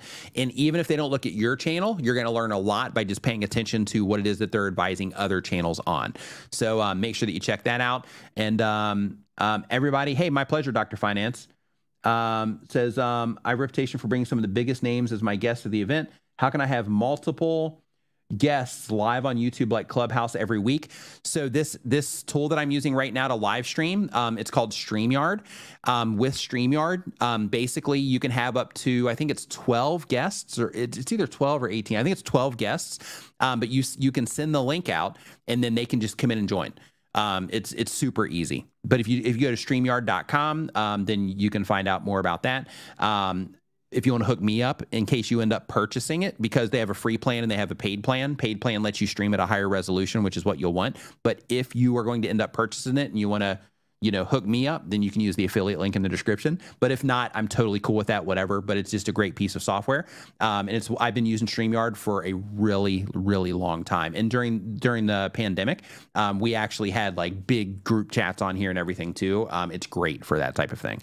But it's called StreamYard, and you can find it at StreamYard.com. So again, thank you everybody so much for hanging out. Hope that you got some value from this. And one thing that I want to remind you of, if you are, new to, all of this stuff, is, when it comes to YouTube, just keep in mind, it's like anything else that you do in your life. Like, it comes with a learning curve. There's things that you got to learn how to do. You got to learn how the platform works. You got to learn, how to do all of this stuff. So wherever it is that you're at in the journey right now, just look at it like, like you're in that learning curve. Like we're all always in that learning curve, but just embrace the idea that like, okay, this is where I'm at right now. And I'm trying to learn how to do all these things. And the more that I learn how to do, then the better I'm going to be able to do. So, because of that, just embrace the learning curve and don't get discouraged. Just look at it like, hey, if I'm struggling right now, it just means that I have more to learn. I have, more skills to develop so that I can compete, at a higher rate here on the platform. So everybody have an awesome rest of your weekend. Thank you so much for hanging out. And I will see you next time. I'm still live over on TikTok. So if anybody wants to go over there, I'll be answering just a few more questions. If you have any questions about like my setup, I forgot to do the unboxing for the TubeBuddy thing here, but it's okay. I'll just do that, privately or maybe here on TikTok here in a minute. But thank you so much for hanging out. Have a great weekend, and I'll see you next time.